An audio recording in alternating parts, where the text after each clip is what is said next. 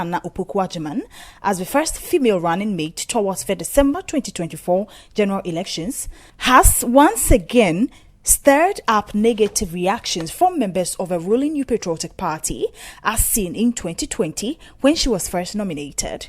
Beyond such negative reactions, the National Democratic Congress has announced Prof. Nana Opoku-Agyeman as the party's running mate for the 2024 general election on Thursday, March 7, 2024, after a meeting between the flag bearer and the National Executive Committee. Prior to the announcement of her reappointment, National Chairman of the National Democratic Congress, Johnson Esiedun Ketia, stressed that the country currently needs a leader whose interest will go beyond his political affiliations. He believes the National Democratic Congress is the only political party that is ready to provide such leaders in these critical moments to achieve a better Ghana.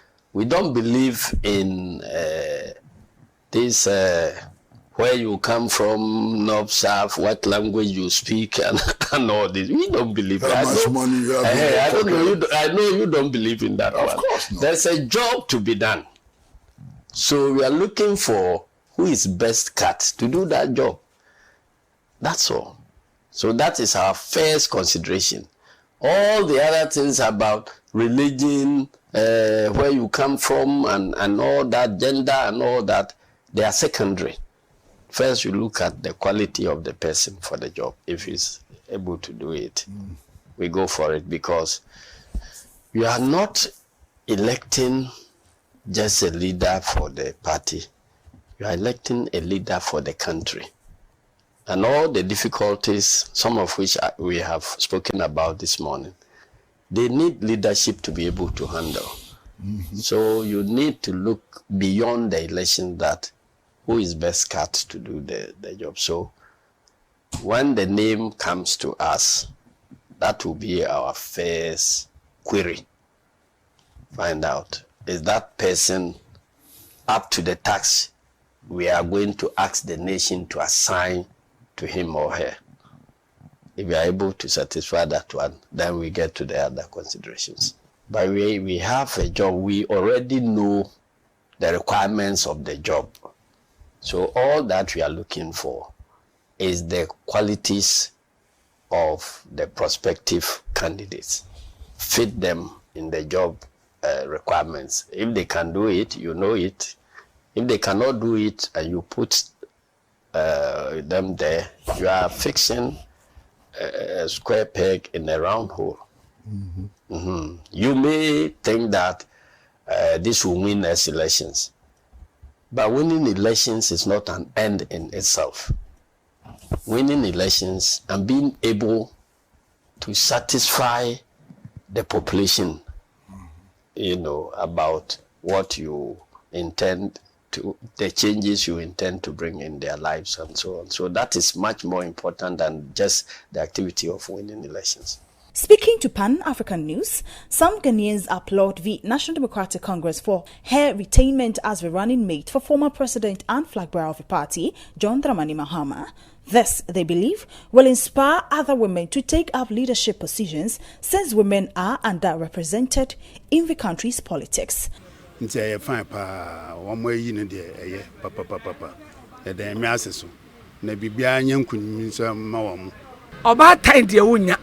About time on to Indian in Maho and Copia, and to me, Jide when you say, Oba or the Ghana phone na be yet send him because all your Oba dear, obey him say, on him, man him until you were Jide when you saw Oba every year. Edini kukudro, and because my kukudro passing mema. Intini say, Mahama be president. Na so far Oba as an advisor. Ebe ma minor push ya kwenye because Oba no who said my bre efa.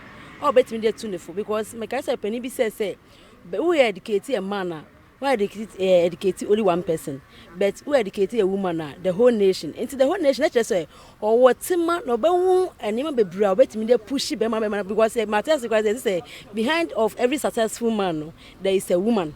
It is so bad advisor.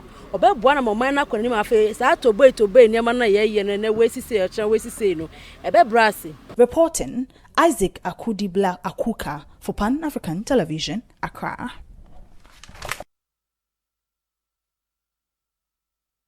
John Ampontiakuma, born on August 4, 1978, was a Ghanaian politician, entrepreneur, preacher, and a lawyer.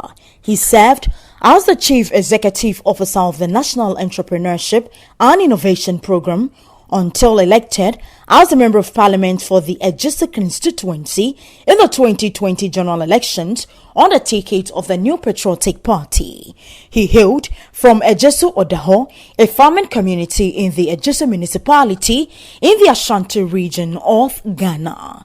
John Kuma attended Opokuwari School for his secondary education in Kumasi. He continued to the University of Ghana, Legon in 1997 and was awarded a Bachelor of Arts in Economics with Philosophy. In the year 2009, he was awarded an MBA Finance from GIMPA. He also had a degree in law from the University of Ghana and a professional law degree from the Ghana School of Law. He also had his postgraduate diploma in applied business research from the Noble International Business School in 2019. In the year 2013, he was called to the Ghana Bar as a solicitor and legal practitioner for the Supreme Court of Ghana. He was a founding member and managing partner of Eduapronchi Chambers, a law firm located at Adabraka. He also worked as the founder of Majak Associates Limited, a building and construction company, until his appointment as the CEO of NEP in 2017.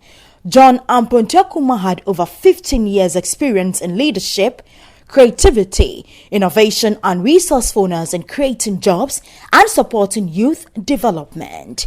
He was adjourned the most efficient, prominent appointee for 2018 and was also listed among President Akufo-Addo's top 20 most humble and respectful appointees in 2019. John Kuma was honored for having the most outstanding integrity as a CEO of 2nd June 2020 by the Africa Center for Integrity and Development, an Africa-based anti-corruption and good governance advocacy civil society organization. Lawyer John Kuma on Friday 23rd August received yet another award as the most outstanding CEO and influential transformational leader from GEHAB event. The All African Student Union honored the former chief executive of National Entrepreneurship and Innovative Plan at its Seed Summit in Ghana for his extraordinary zeal of promoting student activism and entrepreneurship. He was married to Apostle Mrs. Lillian Kuma, who is the founder and senior pastor of Disciple of Christ Ministries worldwide. They had 6 biological children and many other foster children. In 2020, John Kuma contested and won the parliamentary seat for the Ejisu constituency on the ticket of the New Patriotic Party. Kuma was the Deputy Minister of Finance. He died after a short illness at the age of 45 on March 7, 2024. Our thoughts are with the family and colleagues during this difficult time.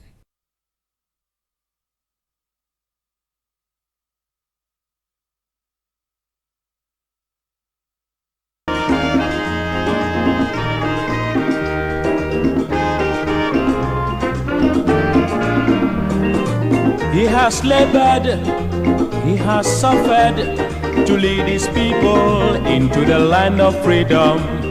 He is the Redeemer.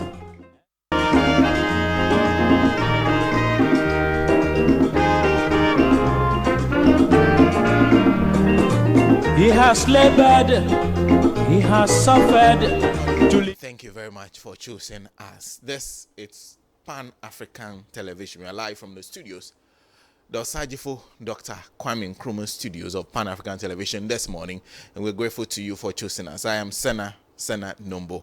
We are live on Radio Gold. This morning, unfortunately, we are not live on any of the social media platforms. We're having difficulties this morning, but if you are outside this country, one of the ways through which you can reach us is by looking for Radio Gold on any of the radio streaming apps. It can be tuning, it can be Simple Radio. You can get to listen to us live. We'll subsequently upload this on social media when we are able to do so.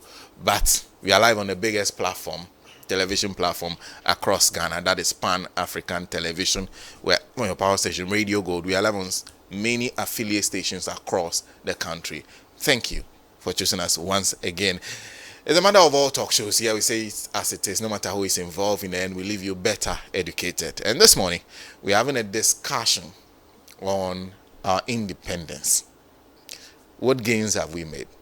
What has been our setbacks? What are the prospects for the future?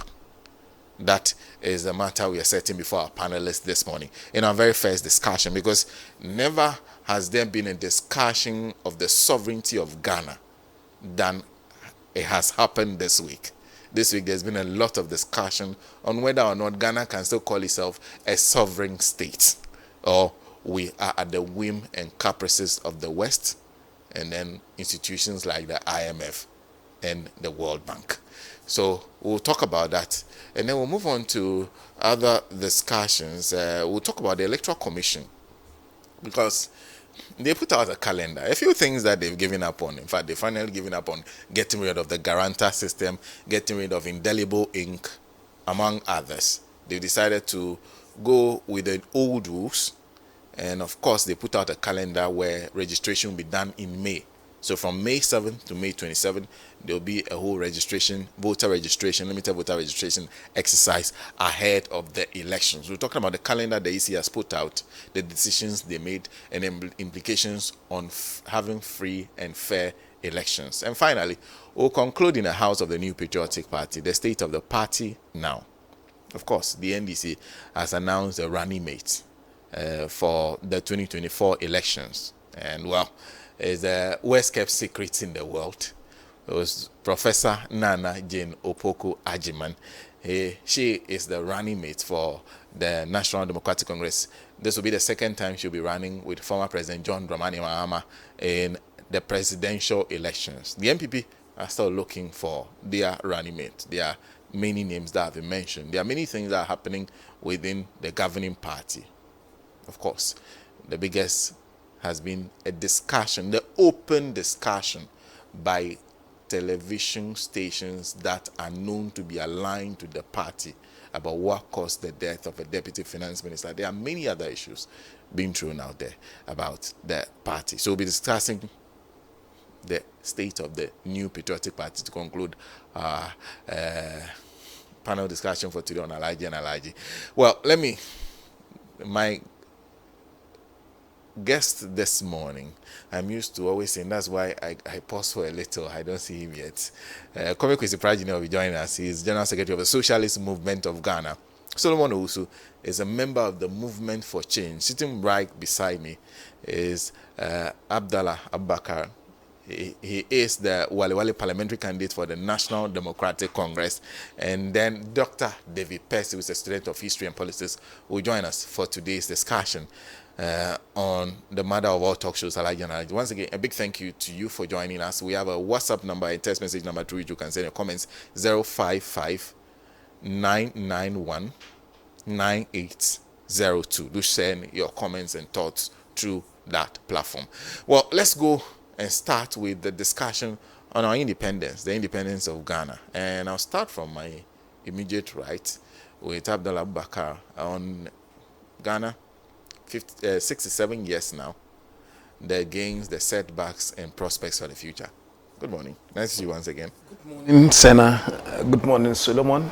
And good morning to listeners of Pan-African TV this morning. Senna, once again, let me begin the discussion with some kind of greetings to my people out there. We are almost 2 or 3 days away from the month of Ramadan. Very soon, Muslims all over the world will be commencing the annual ritual of fasting for a whole month. And I will want to use this opportunity to wish every Muslim out there. I apologize. So we are live on Facebook. We're live on Facebook, Pan-African Television, so you can join us. Thank you. So I want to take the opportunity this morning to wish every Muslim all over the world Ramadan Mubarak. I don't think my listeners heard me. My mic was off, so sorry. We are live on Facebook. You can join us, Pan-African Television, live on Facebook. Please continue. Thank you. Yeah. So I'm wishing Muslims all over the world Ramadan Mubarak. In the next 2 days, we we should be starting the fasting, which is a compulsory and obligatory act in Islam, as prescribed in our religion. Ya ayyuhallazina amanu kutiba alaykumus siyama kama kutiba alal ladzina min qablikum la'allakum tattaqun. That fasting has been prescribed for us as it was prescribed previously for the people before us. That when we engage in it, it might give us an opportunity to reflect on our lives. So I want to call on every Muslim listening to us this morning to put ourselves in proper order, to approach the fasting with proper reflections, to see how we can better the lives of humanity generally, and also improve our spirituality. The people of Walwali, I wish you Ramadan Mubarak, and I will soon be joining you, the people of Tamale, for us to fast for the whole month. So thank you so much, Pan-African TV, for this opportunity for me to reach out to the world on this special occasion. Now, back to the issue of independence. We are in the 7th decade of our independence, political independence. 67 years ago, through the pragmatism of Osajifo Dr. Kwame Nkrumah, Ghana became the first country in sub-Saharan Africa to gain its political independence from the colonial masters, Britain or UK. The happenings since 1957 to date has actually justified why questions can be asked as to whether we have made progress or whether it was better for us to remain under colonial administration, considering the history and the antecedents that have occurred all over the years. Of course, I want to start with what are the gains. Looking at the situation, one will realize that the ultimate objective of any man in this world is to self-actualization and to live in dignity and to live in freedom. So, having gained independence since 1957 to date, Ghanaians have had the opportunity to establish a nation state where this nation state is no longer an appendage of any superpower or any country anywhere in the world. To the extent that it has offered us the opportunity as a country, however small and powerless we are, to have a permanent seat in the League of Table, in the League of Nations, where Ghana has a seat in the League of Nations to be able to represent ourselves. The fact that we have a nation state on our own, equal to any other country in the world in the League of Nations, for me is a huge achievement. To the extent that there are two things that always give me the pride of nationhood as a Ghanaian. There have been occasions where Ghana as a country had to go into football matches as a nation against Britain, playing a football match against Britain, where we are no longer considered an appendage of Britain. It tells you that Ghana has actually gotten a seat in the League of Nations. And for me, that is a huge achievement. We've had the opportunity, as Kwame Nkrumah Osajifo of pleasant memory mentioned at the eve of our independence, that the independence struggle that was succeeded in 67 years ago have given us the opportunity to be able to fly our own flag and to be able to sing our own national anthem that is no longer subjugated to the sovereign will of any other nation. That alone, because I said the ultimate achievement of any man is self-actualization, in my view, has given us a lot to be very proud about as a nation. And the fact that we were the torchbearers of the independence struggle of most colonial administrators, and that they took inspiration from our struggle and got support from us to be able to shake off the colonial masters of their system, in my opinion, has also placed Ghana in the middle of the world map. And I think that it is a huge achievement. However, what are the setbacks? 67 years after independence, we should remember His Osajifo, Dr. Kwame Nkrumah himself, when he was leading the charge for independence, and on the eve of the independence, he made it clear to us that seeking political freedom was only a means to an end. Having control over the governance system of your country, having the sovereignty to be able to determine the pathways to your own development, having a nation that has all the structures in place to take absolute control of your development processes, according to his Osagyefo Dr. Kwame Nkrumah, was the panacea for us to be able to gain full independence. This submission is simply to say that even on the day of the Declaration of Independence, and from the speeches of Osagyefo Dr. Kwame Nkrumah, one will realize that political independence on that particular day was only a step towards achieving what he described as full independence. And what do we mean by full independence? We're talking about full independence, you are simply talking about a situation where a nation state is capable of taking absolute control of its political affairs, social and economic matters, under the complete control of your system.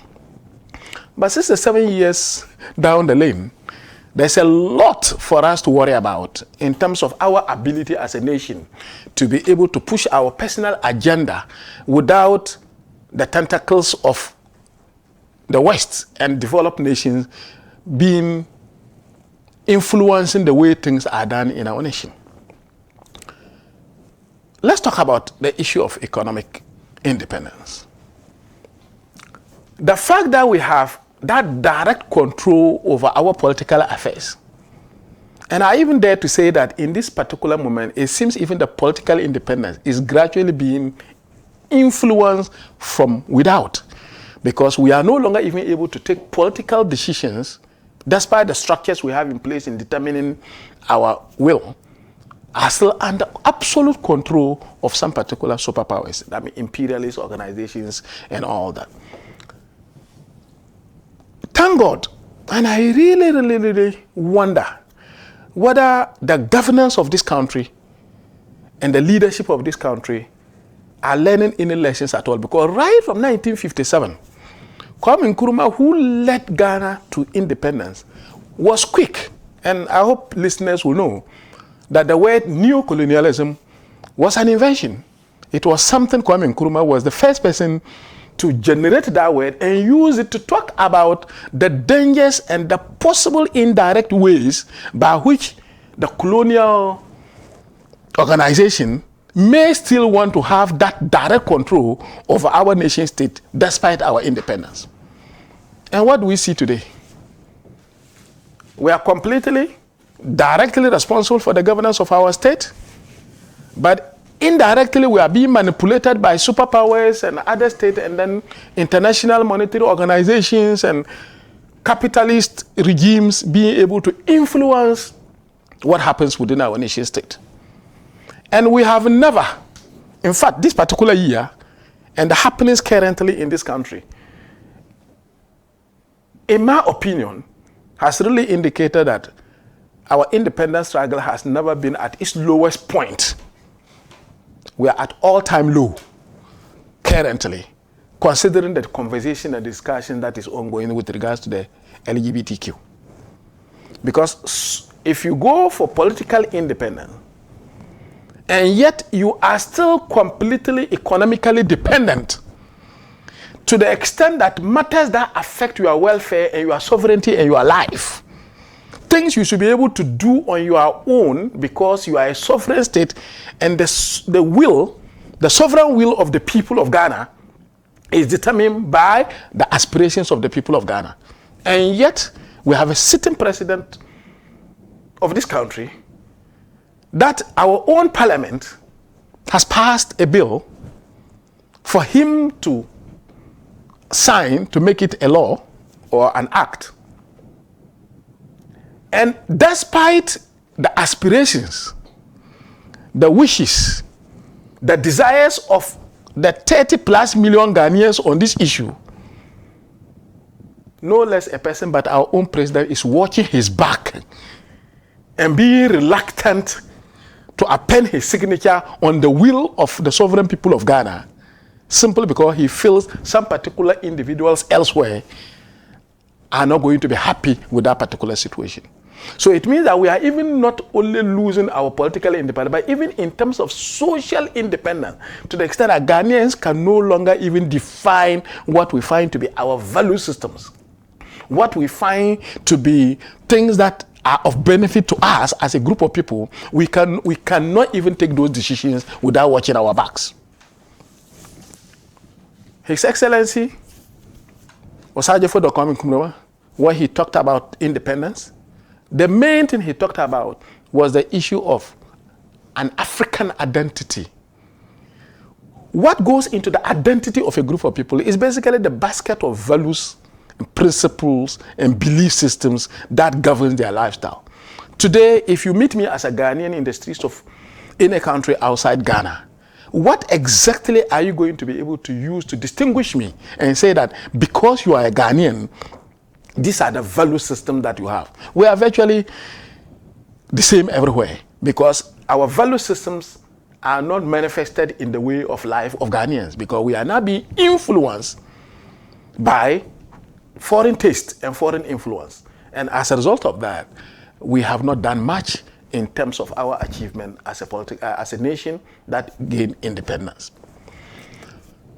When Kwame Nkrumah Osajifo decided to bring in the word neo-colonialism, he warned that after having been able to shake ourselves off the direct and alien rule, we should be mindful that the colonialists will change and disguise themselves and come in a different form to achieve the same influence of having lording over us, so that we are not able to do things the way we want to do. And he won through economic factors.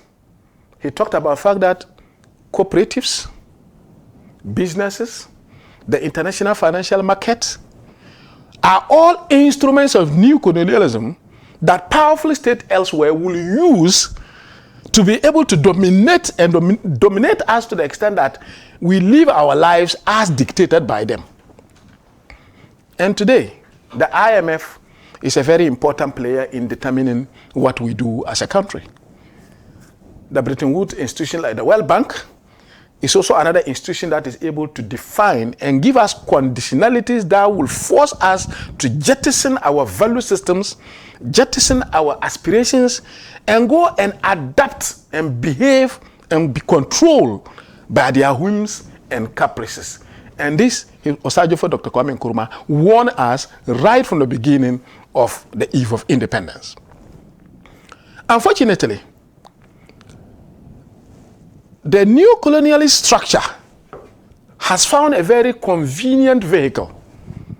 Through the capitalist and the liberal and the laissez-faire economic system, globalization has become a global phenomenon.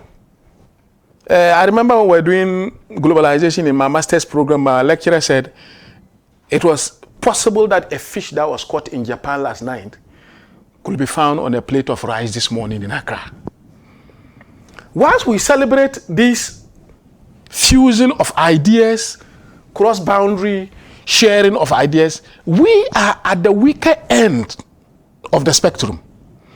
And the fact of the matter is that through globalization, nation boundaries are being dismantled. International corporate organizations are stretching their tentacles beyond their borders into our borders. The extractive industry, gold, our oil, these are all mined by giant international corporate organizations that are simply siphoning the resources of African states back into the world market for the benefit of their people. Before I came for this, I was trying to find out, since we discovered oil in 2010 and we've started drilling oil, Sana, you will be shocked to realize that Ghana's share of our oil revenue every year is less than 18%. So we have this rich land, a lot of natural resources that are so valuable that as a nation we should not be found wanting in terms of financial resources, and yet we should be able to propel our economic development to higher levels based on the exploitation of these mineral and natural resources that we have. But as a result of globalization and the imperialist mechanisms, our resources are at their disposal. And we tend to be beggars even in that particular situation. So the idea that we've been independent for 67 years, I dare say once again this morning that our progress as a nation since 1957 has been so slow to the extent that the fears that Osajefo Dr. Nkrumah expressed at the eve of independence are now a reality. To what extent can we continue to develop this nation? Currently, our debt to GDP, as we've always discussed for some time now, is almost 100% now, because the last time it was 104%, meaning whatever we produce in country, we will still need to sell that out and be able to raise extra 4% elsewhere to be able to finance our budget within a year. How independent can Ghana be if we cannot be economically dependent? Or if we are economically dependent? And the fact that we are economically dependent on other powerful nations, that may not also offer you that economic support on a silver platter, but they offer the economic support based on certain conditionalities that are meeting the interests of their people, but the complete detriment of the growth and the interests of your people. I dare say once again that our independence is still not fully realized. And the worry for me is even the idea of our social lives. As Africans, as Ghanaians, our culture, the Eastern Tigers, the Japanese, the Chinese, and all those things, they drive the nation development based on their own value systems. I read a book, How Europe Underdeveloped Africa. And in that book, one thing is very clear, that Africa, before the colonial administration started, had a trajectory of growth that were pursuing our growth through particular pathways and through value systems. Colonialism came and demolished those paths and imposed on us some new ways of doing things. Currently, if you watch our televisions, and I will want to pause a little bit here and caution parents who are watching us this morning, that those of us who have children that will want to groom those children into responsible adults must begin to think and remember that our children today are being nurtured, socialized through other means beyond parenting. Our television screens are manifesting value systems that are alien to us. Our music has gradually become alien because every upcoming young musician in Ghana aspires not to be like the Amaki Dede, but the person aspires to be like somebody else, either icon or somebody else beyond Ghana. So even our psyche as African people and as Ghanaians have not developed to the stage where we can fully say that the ideas and the value system that we express emanate from our own value systems. When Osajefo Dr. Kwame Nkrumah talked about independence, he was quick. And that man's vision for me, if Africa wants to develop, we should get back to where Nkrumah left us. Nkrumah realized that one of the ways by which we could be truly independent was to be able to develop the mentality of our own that we can call African. And that mentality definitely goes into the psyche of the Ghanaian. So today, our inferiority complex, all of us get into the market to buy, and you are rather more into the moment it is a foreign made good, your psyche tells you it is the best good. The made in Ghana goods and services that we have are inferior. And that is imbibed in our psyche to the extent that it is almost like an inferiority complex that we have as a people. So for us to move ahead, as you earlier on posed the question, what are the next steps? Is for us, first of all, for us to go back to the drawing board and begin to think about how much and to what extent can we reset the mindset of our people, fine-tune our thinking to look inward and begin to think about our own self and what our identity should be, and pursue our development agenda based on those value systems. LGBTQ. Today, when I was doing my first degree, gender and development, my professor, Professor Mariama Umbla, Prof, if you are listening to me, good morning. We made clear to understand there is a clear difference between gender and sex. And that sex was naturally made to the extent that it was beyond the control of man. But that gender was a culturally defined way of life that differ across space because people's value systems and cultural values differ. And for that matter, gender will differ. Today, we are being forced to accept gender from elsewhere. We should abandon our idea of gender and adapt somebody's definition of gender. And today, it is no longer even an issue of gender. It has become sex, because nowadays, when you go into an institution for you to fill a form where you are supposed to indicate whether you are a male or a female, in almost everywhere in the world, you no longer see sex. It is now they say gender. Because if they say sex, you'll be forced to talk about either you are a female or a male. And because they don't want that conversation to continue, even common feeling of a form, the word sex has changed to gender. Meaning it is culturally defined and it could be anything. Fine. If gender is culturally defined, why are you not allowing us to define what is culture to us? What is our value system?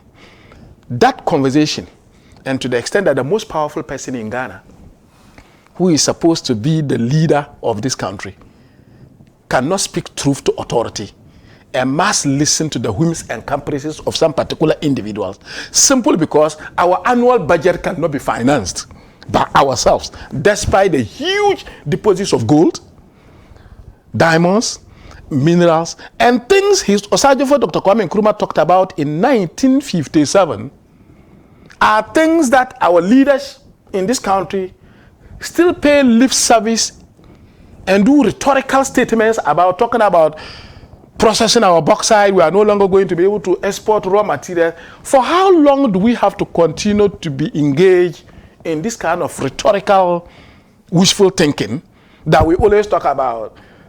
We talk about things we want to do, but we don't do what we say we want to do. In my view, Osajefo's dream of fully independent Ghana has not been achieved because things that we have to do to achieve it, we've not been able to do that. And we are still under the control, direct control of foreign powers that are giving us stipends to be able to finance our annual budgets. Thank you, Senna. Thank you. Thank you. Thank you very much for joining us. We are discussing Ghana's independence. We are 67. We are 67 this year. We are talking about the gains, the setbacks, and the prospects for the future. I move to Mr. Solomon Owusu before I come and read some of the comments you're sharing with us on Facebook and also on through our WhatsApp platform. Thank you very much, and good morning to your cherished viewers and co-panelists. Let me quickly do this before I forget. From the office of Mr. Alan Chamantin, remember the New Patriotic Party has lost a gem, John Kuma. And John Kuma used to work for Mr. Alan Chamantin. So on hearing the news, Mr. Alan Chamantin issued a statement, and I, with your permission, let me read to the family of John Kuma. I am deeply saddened to learn about the sudden demise of Honorable John Kuma, Member of Parliament for Ejuso and the Deputy Minister for Finance. I extend my heartfelt condolences to the immediate family, particularly his dear wife Lillian and children. I pray that the good Lord will console and comfort them in these very difficult times. To the good people of Ejuso constituency, I share your sorrow as you mourn your Member of Parliament. Signed, Mr. Alan Chamantin. So condolences to the family. So now what are we discussing this morning? Ghana 67 years and the way forward. Is that not the case? Yeah. Mm-hmm. So if Ghana was working within the civil service by now he would have been on retirement. And being on retirement means you would have achieved all that it was expected of you, having worked tirelessly. Those that fought for the independence of this country had a certain goal in mind. What really they thought of the independence of the country, how they wanted the country to be governed. And that is why most of them spent their luxurious life, their youthful life, to fight for the survival of this country. I mean, the major dictate of that struggle was to make sure that Ghanaians lived and lived well and self-governed, to command the height of the economy. And you remember the departure between the UGCC and the CPP, where some were saying self-government within the shortest possible time. And Kwame Nkrumah was saying self-government now, because he believed that the Ghanaian needed to take charge of the destiny of this country. Rightly so, because this is the land of our birth. So why must we be under the British rule? They had their country, they had their land. They were supposed to be concerned with matters to do with their land. And so we fought for this independence. And we had it. At the time of independence, so now the entire economy of Ghana was in the hands of the British. If you are holding the economic aspect or sectors of an economy, then you are virtually controlling the economy. Only two banks belonging to the British were the ones responsible for all transactions in this country. The mining sector was in the hands of these British and their cohorts. The timber, and so on and so forth.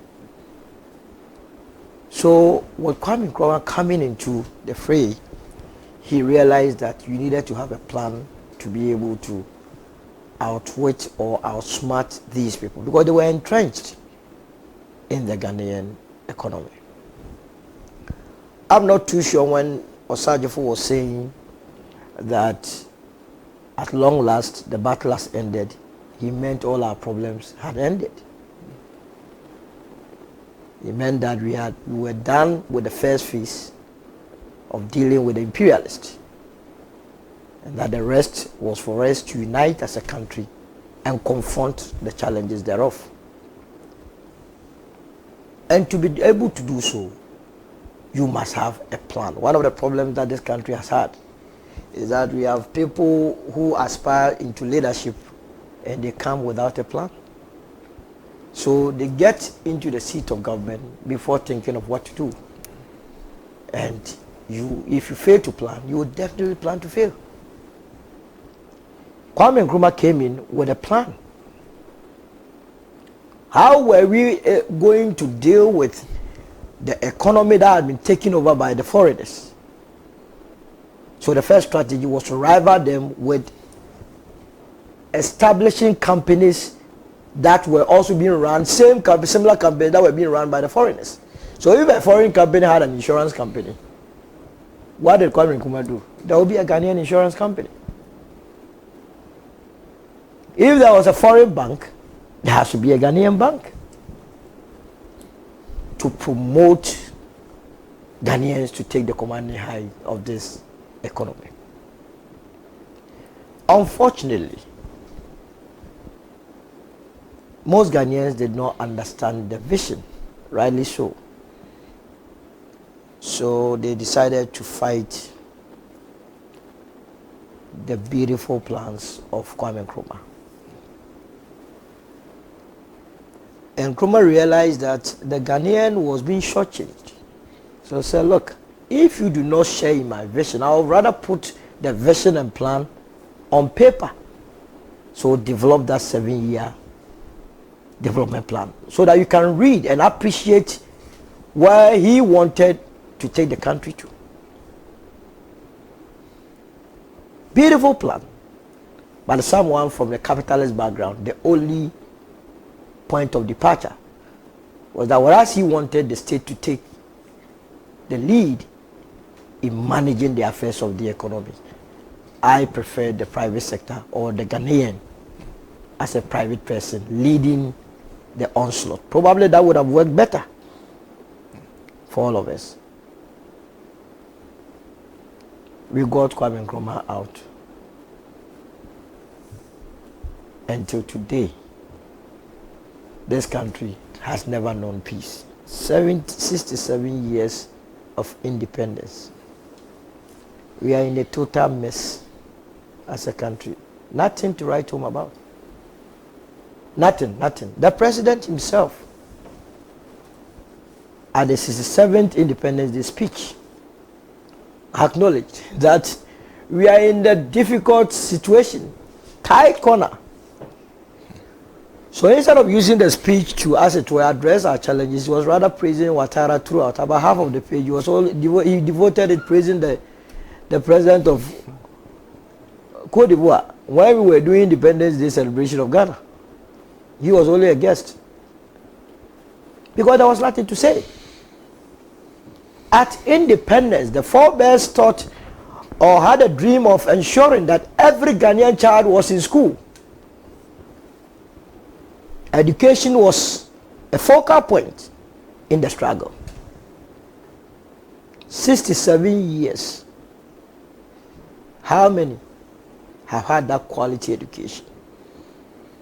And can you say that today, the sort of education that we are giving to Ghanaians matches up to international standards?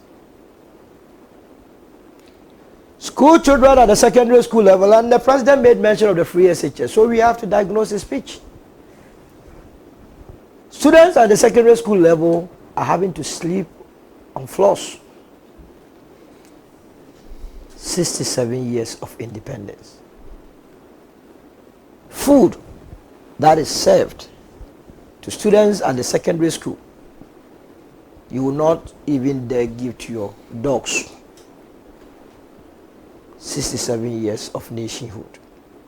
You cannot be proud of this achievement. And if there was a coherent plan, the free SHS should be something that would elevate the economic prowess of this country. Because you are feeding school children. If you are feeding school children and you are a country that has fertile lands, one of the cardinal principles of the school feeding program was to make sure that Ghanaian farmers or foods produced within localities of where these schools were would be used to feed the students, so that the farmers will get money. So if this policy was not rushed, the free SHS was not a rush stuff, we would have elicited the powers or the energies of these farmers to produce more, so that we can feed students at the secondary level with locally produced foods. Most of the rice you see, they are imported. We are giving money to foreign countries. 67 years of independence, we are still dependent on outsiders to feed our secondary schools. That cannot be independence. 67 years, we took over a country where Galamsey was not happening. We could drink water from our streams and river bodies. You know Brim River. The Achims will pride themselves as Achim Kwana na menum Brim. I drink from the brim. I dare anybody from there to go and say I'm going to drink from the brim. 67 years of independence. You cannot be proud of this achievement. Total waste of everybody's time. Because successive leaders have not had plan to develop this country. Indeed, they do not mean well for the growth of this country. Galamsey is everywhere, spearheaded by government appointees together with those that matters. And here I quote Professor Frimpong Boateng. Fortunately, he's alive. And one of his quotations, he says, he told the president that the late Sir John was a danger to our forests. And I asked the president, what was his response? Did he deal with Sir John? Or he didn't? 67 years of our independence. If the idea of governing ourselves was just to destroy our environment, then why was there the need for us to have an independence? Then there was no need. Senna, the economy of Ghana is not in the hands of Ghanaians. And I'm not sure we only fought for political independence. Just like Abuba was saying, we fought for political, social, and economic independence. None of these three do we have absolute control over. Take a critical look of the Ghanaian economy. Any major business surviving today is a foreign business. Ghanaians are out of business. They are poor. We are poor in our country. I don't know whether you engage in nocturnal activities. Sometimes once a month, I go around the city, roam from morning to the next day. And I'm telling you, the economy of Ghana, and for that matter, Accra, belongs to foreigners. Ghanaians have been pushed to suburbans. We cannot afford rent within the CBD district and all the middle class areas. We cannot afford rent. Go to North Kaneshi, it has been taken over by Indians. 67 years of independence.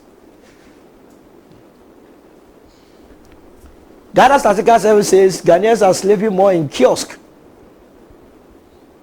than in brick and mortar. More sleeps on the streets. 8.4 million Ghanaians went without food last year. 67 years of our independence. 14.47 Ghanaians do not have jobs to do. How can we be proud of this achievement? It's a total waste of everybody's time. That someone goes to school, the parents offer to pay school fees, finishing school 10 years after finishing university education or whatever, the person has no job to do. 67 years of our independence. Go to the U.S. Embassy, the runabout. Every morning you will count not less than 700 able-bodied youth of this country praying that they will get U.S. visa. They pay 2,220 for the visa application. Multiply the 2,220 by the 700 every morning that the United States of America Embassy takes from the Ghanaian. And know that when they are bringing you anything, it's not any money from their taxpayer. It is money that they have collected from the poor people here that they are giving it back to you. Even they give a fraction of it. No, the rest they use it to develop their country. Go to the Canadian Visa Processing Center, very close to your place. I have the videos here. Every morning, not less than 800 able youth trying to leave the shores of this country. 67 years of independence. How can we be independent when our people are struggling to run away? Tiptoe Lane, where it used to be the preserve of the Ghanaian doing business, go to the shops, do a high count. If you take 10 shops, 8 belongs for foreigners. The Ghanaian cannot afford. The Ghanaian banks have been collapsed. 67 years of independence. How many Ghanaian banks do we have? And what is their capacity of advancing facilities to the Ghanaian businesses? And even where they want to give loans to Ghanaian businesses, at what rate? 40%. How can we be independent in our own country when you are borrowing to a fellow Ghanaian loan at an interest rate of 40%? Are we mad? Then you have people from Yale, Harvard. They will come and tell us that it's a good thing. They have learned economics. 67 years of our independence. You go and see monies under people's beds when they are in government. They are preaching that we must save money at the bank. yet their monies are under their pillows and beds. 67 years of independence. Sarah, our democracy, our pride. What is it? What is democracy when people cannot have 3 square meals in a day? Mr. Pratt has always been referring to his popular Kenke business. It's still 10 cities. I'm happy to announce to you that it's still 10. I passed at Ayelis place. It has not reduced. Our premier hospital, Kolebu, there is nothing to write home about. People are managing it. We have a board. We have a chief executive officer. We have heads of department. Go and see how dilapidated Kolebu is. Corruption is at the highest level. You go there, you want to see a doctor, and if you don't know anybody that you can call, any so-called politician, you would die like a chicken. This is the independent country we are talking about. 67 years of independence. When our politicians are sick, they go to the UKs, they go to the US, they go to India for treatment. Yet we have hospitals here. It is you and I who will go to the hospital. As for them, they have the money.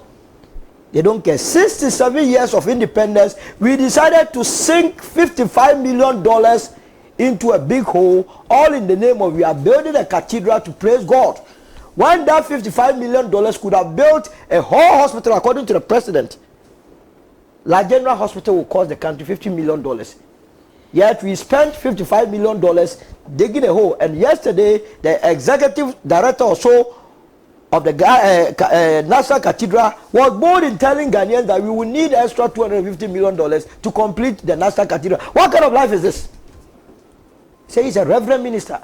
Touch not my anointing. We will touch this anointing if this anointing will lead us into hell. Because no anointing supersedes common sense. This business of God has... who created us? Was it Satan? So this is the life of our country. 67 years of our 67 years of our independence. Our road networks are not good, to the extent that only last year close to 3,000 people died through road accidents. We are dying. 67 years of independence. So, Sana, it has been a waste of our time, and I believe the next 67 years, which you and I will not be alive, even if we were alive, we will pray that we will go, because we would have been too weak. Those that will take over will rather be proud of this country and not what we are doing now, because there is no clear-cut plan. 67 years, like Abuba was talking about, how on earth would anybody link sexual preference to loans? IMF, the money you give to us, you don't dash it to us. You borrow us money at an interest rate. It is money that we are going to pay back. And indeed, because of the way of money you want us to pay back, pensioners have to suffer haircut. Now we are negotiating how to pay our external debtors. All part of the conditions. And when the Ghanaian wants to have his own identity, and Parliament of Ghana says we have passed a law, or we have passed a bill, and the president has to assent. You have someone sitting at the White House and telling us that we know the consequences. What consequences at all? If what we are facing now is not enough, then I don't know what is hardship. Can they go to the UAE and go and tell them that they must accept LGBTQ plus there? I mean, come on. The American government invests close to $16 billion as direct foreign direct investment in the UAE. The American government, per the last data, invests only $1.8 billion direct investment. So between Ghana and the UAE, which of these two countries must America go and warn them to accept LGBTQ?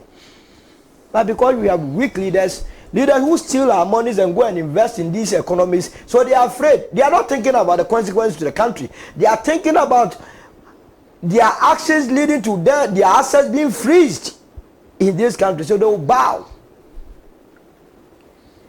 Between the Parliament House of Ghana and the presidency, it will take you no more than 15 minutes for the bill to get to the table of the president. The speed with which the president signed the e-levy must be the same speed that he must sign. But let me announce to the president of the land that in the court of public opinion, the bill has been passed. He may decide not to assent, but those of us on the highway, we know it has been passed. So he may dilly-dally with it. So, Sana, it is not encouraging. Ghanaians do not. Now, if you go to even primary schools and they are playing the national anthem, the kids don't want to even stand and observe it.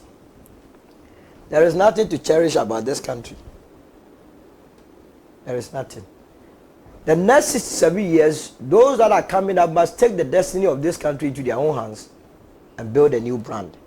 They must not take the characters of some of the elders who have led this country astray. Their characters are nothing to write home.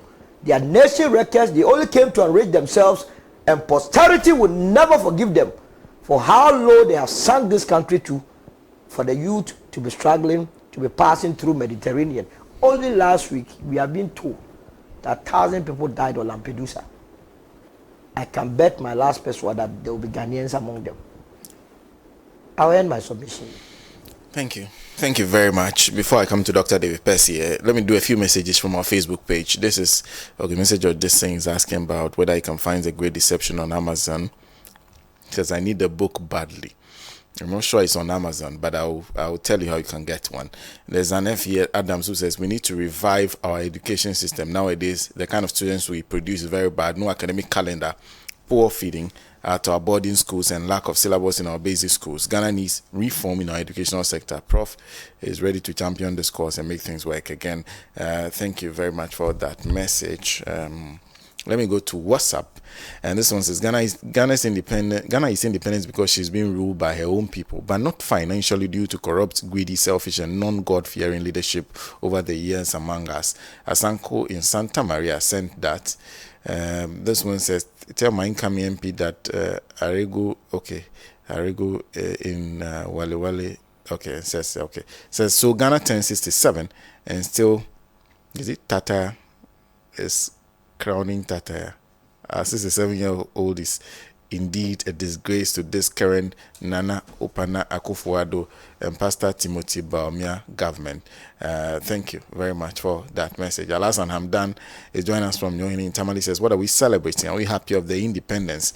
The independence reflecting our lives.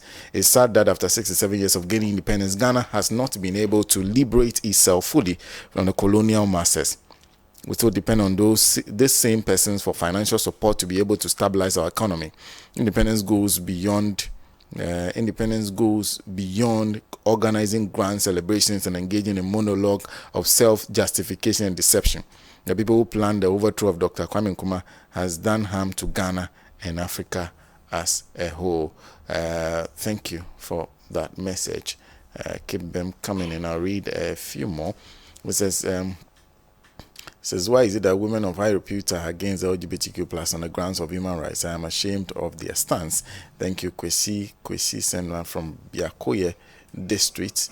This one says, do we have an identity when our traditions, values, and culture are traded for loans, which we shall of course pay back with interest? Leadership is not just about deceiving the electorate into power, but being assertive and knowing where they are coming from. Zach Sender from Chifupra. So there's also this one coming in from Anefi in Tamale, who says we need to revive our education system nowadays. Okay, I think I've read Anefi's message on Facebook. Thank you, Anefi, for sending that message. This one, good morning. Our ever enterprising industrial center for this. Okay, thank you very much. Says your level of let me jump to what you're saying. It says great submission from any parliamentary candidate and incoming member of parliament for the Wale Wale. He has what it takes to represent the good people of Wale Wale, and I have no doubt whatsoever that he will flip that seat to the NDC in the coming elections. This one is Joshua Becha Seko Addison of the Graduate School of Health and Allied Sciences, Catholic University of Ghana. Thank you for that message. Anthony Bruce says, were we not told that we are living in Ghana beyond it? Why then should we attempt to sell our sovereignty as a country because of it? Why can't these vampires go to countries like China, Dubai, Afghanistan, and the likes to impose their so-called LGBTQ continues on them? Thank you very much for that message. Okay, thank you for the message. Well, so these are some of the messages you're sending to us. I'll go to some more as we go along in the show. Doc, good morning. Good morning. And good morning to your viewers and listeners. We are talking about the 67th anniversary of our independence. Gains, setbacks, prospects. Well, our political independence was the key, or is the key, to independence in our economic and all related affairs. But 67 years on, it's clear that one, we have to win back our political independence so that we can go on to establish economic independence. Now, 67 years ago, Nkrumah said that the African was fully capable of managing his affairs. That was a huge threat. And it's important that people understand that the powers that were against our independence, imperialism for short, which is the domination of us by others, never went to sleep. Huge amounts of resources, time, brain power has been devoted and is devoted every day to ensuring that this does not happen.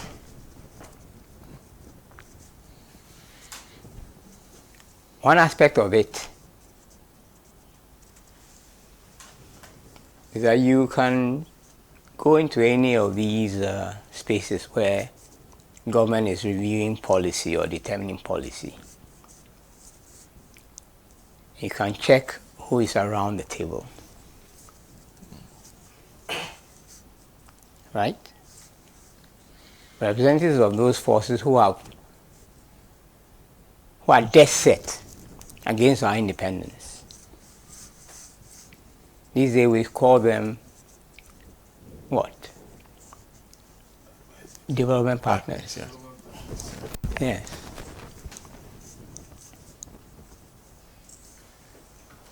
They are working here through various NGOs and various strategies to ensure that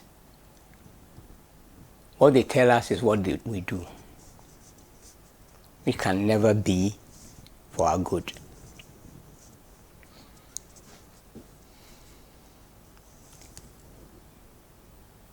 Before the recent celebrations and the speech by our president, I think he gave a State of the Nation's address. Yes. And he chose to start from a statement about the fact that Ghana, the territorial space of Ghana, is one piece. And he spoke about Islamic jihadism washing down to the coast from the Sahel.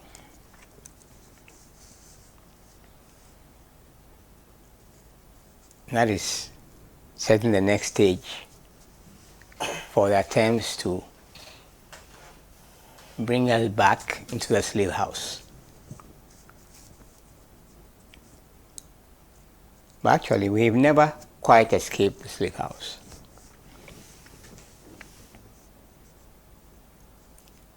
About 600 years ago, in the context of winning souls for Christ, the Pope gave liberty to European powers to enslave all persons who will not convert to Christianity.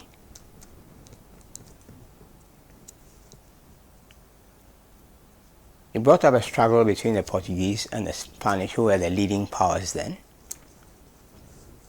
And so the Pope, in his wisdom, divided the then known world that was not Europe. To the east, to the Portuguese, to the west, to the Spanish. This also conflated with another trend, which was the attempt of Europe to go around the Arabs to get to the commodities that were coming from the east, from China, India, thereabouts. So they had to, well, some were going west, having established that the earth was round. So, well, if you went round, you would finally come back to where you started from, more or less. So a set of powers set looking for a path to the east by our continent, Africa. They brought them to our shores, the Portuguese. The Spanish were also sponsoring expeditions westwards. So they stumbled upon America. All of which have had profound results for our current world as we know it. But the long and short is that 600 years ago, it was about converting pagans, they call them, to Christianity. Then, when slavery became no longer profitable from our shores, simply because slave populations had been established in the Americas that were reproducing, they no longer needed slaves from here, that's one. But you also had the capitalist industrial revolution starting out in England that required that our economies now produce not labor, but commodities. So you have the current pattern that we have become familiar with, what our president called the Gettysburg economy. So produce tropical products, low value, in exchange for manufacturers. And the powers of Europe and America are dead set that this pattern must remain.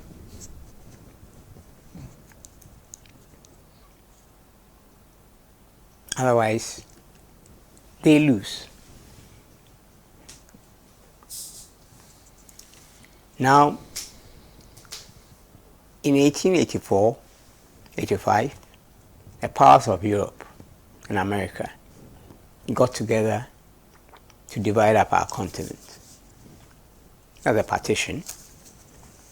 Now there's a struggle on for repartitioning our continent. The Americans see it as a great opportunity to replace the old European powers on our continent.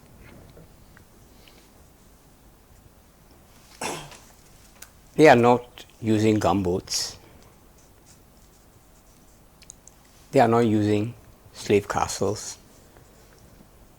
The new weapon of choice is Islamic jihadism.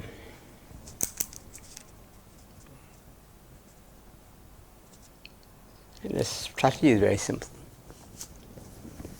They look for fractures in your society. They look for divisions.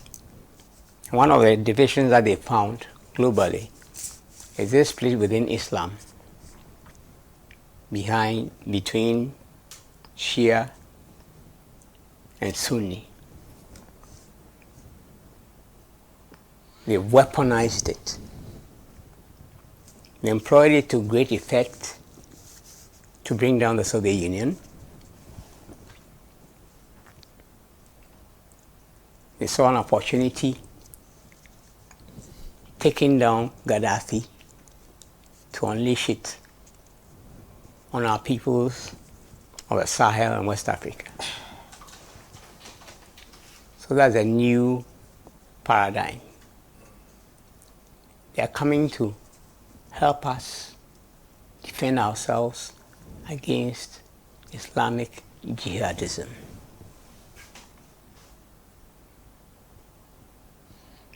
But the objects are the same. It's about recolonization, establishing bases here, establishing means of direct control.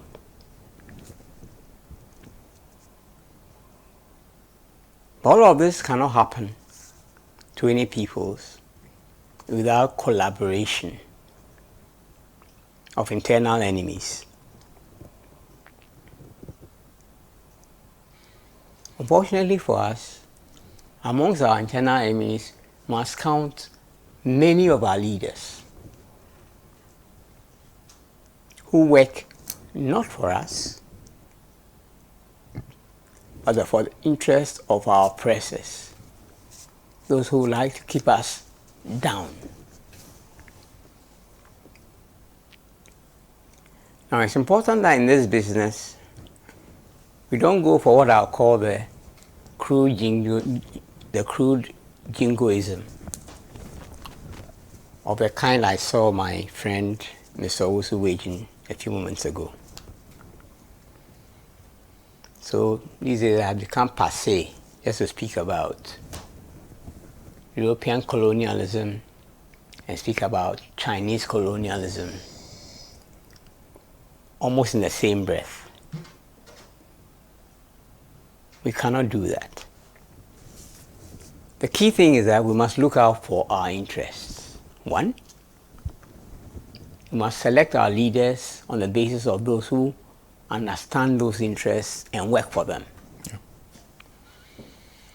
We must not allow anywhere near leadership those who are collaborators, who work for the interest of others and not ours. We have to be very clear-eyed in this matter. Now, this 6th March, our president gave a speech that was full of falsehoods,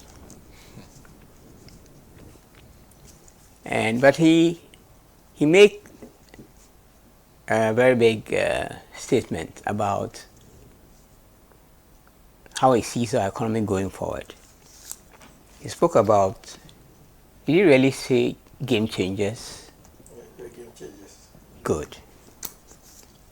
So he referred specifically to the designs that they have for our bauxite.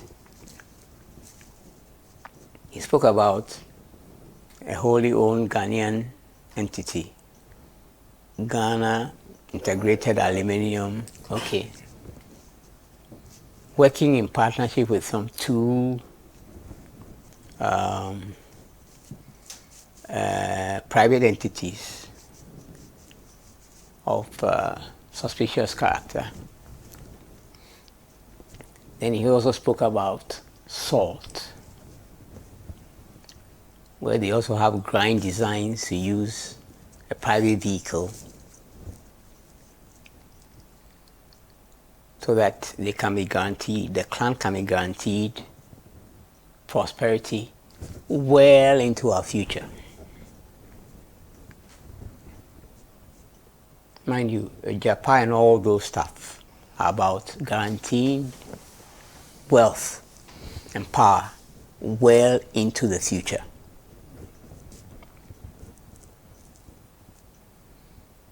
I've spoken several times on your platform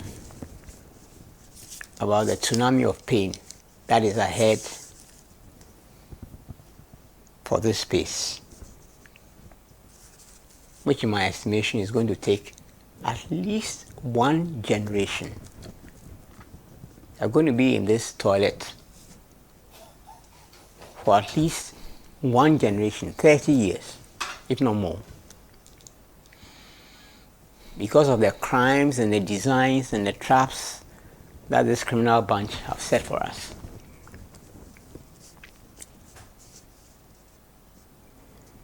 I don't hear much talk about that. I know that there are many who believe that the NDC will win the next election. But listening to their leaders, I don't get the impression that the party and its leadership fully understand the challenges that lie ahead of us. It's not going to be a walk in the park. No 1 minute. Because even now, they are arranging for most of the pain to be kicked into the future. They've managed through lying, through con, through managing the news to give people a sense of well-being. So every now and then they say, oh, we have turned the corner. The bad days are behind us. Sorry. Not by a stretch.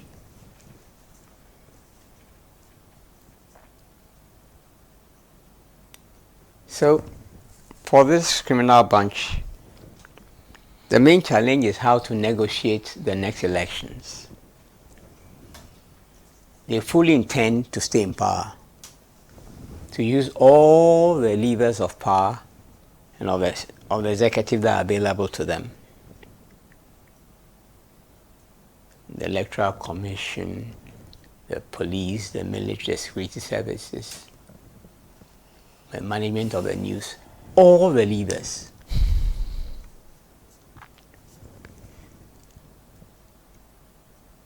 Recently,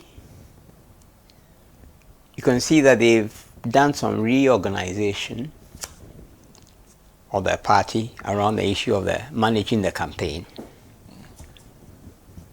where the owners of the party have decided that, look, we've allowed this rascal to fool around enough with our party. We are taking it back. So they've inaugurated a campaign advisory committee with President Kufuor, President Nanado, who else? All the big and mighty in your party. No, you left them, sorry. Oh, you were talking to me? Yes. All the big and mighty in your party. But you just said your party. It's difficult to believe that you actually left them. But let's take it on the face of that you have. So they've assembled all of them to take back their brand because they have been sold enough. If they manage to sell Bawumia to the good people of Ghana and they buy him, then they are home free, but they're in control of their party. If they fail, there will be that Northerner who took their party to opposition, but they'll be in charge. That is what is playing out. So, I mean, there are several plays in the current moment when we're talking about 6-7 years of independence. And it's important to keep an eye on all those plays. But back to the present and the issue of our independence.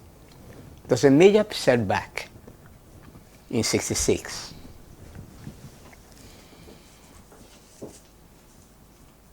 When the NLM, which had taken charge of the United Party, working with the CIA, overthrew Nkrumah and his regime, they immediately set to work to unravel, to break up what was taking shape under the 7-year development plan.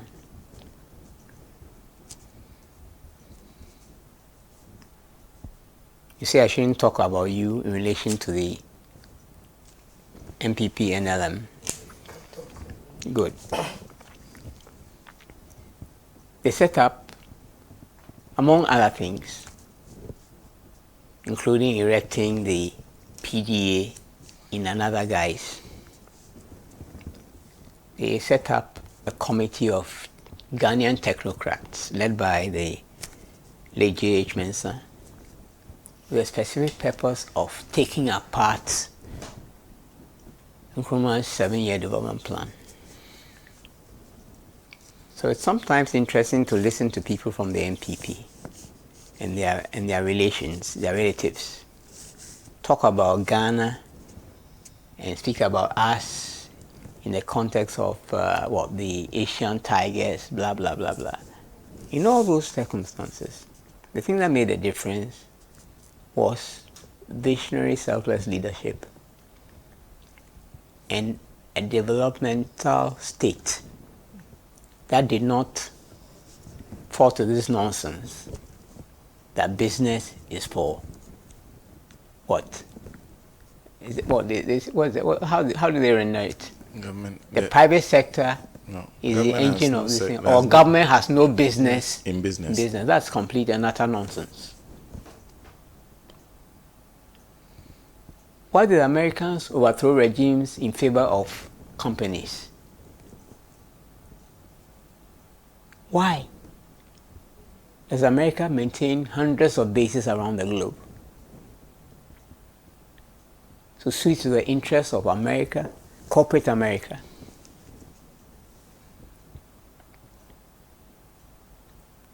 To be an irresponsible and criminal state that will settle on this nonsense that the state has no business in business. Business is at every stage is a business of the state.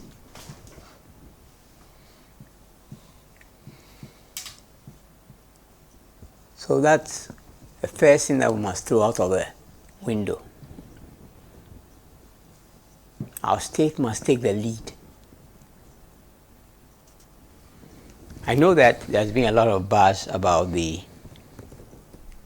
24-hour economy, which gives our friends in the MPP sleepless nights. But you see, 24-hour economy on this same rotten foundation is going nowhere. It's going to mire Ghana deeper into debt and trouble. Because if you are running a 24-hour economy that is based on imports,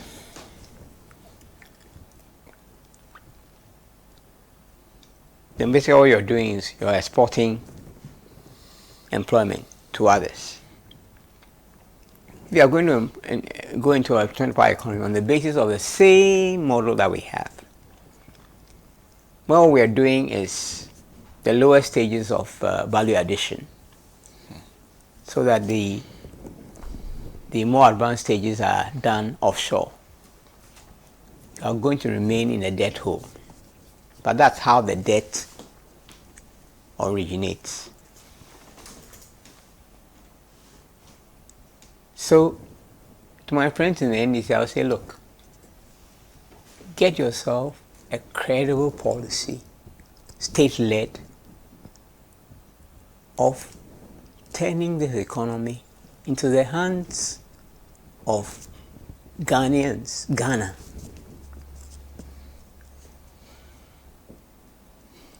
And that's going to require a lot of creative thinking. Because you know what? We have bound ourselves hand and foot by all kinds of criminal agreements that limits our scope for doing so. The so-called partnership agreements, etc., etc. So it requires that we put all our creative forces together and think through what has to be done. But nothing short of a national mobilization is going to suffice.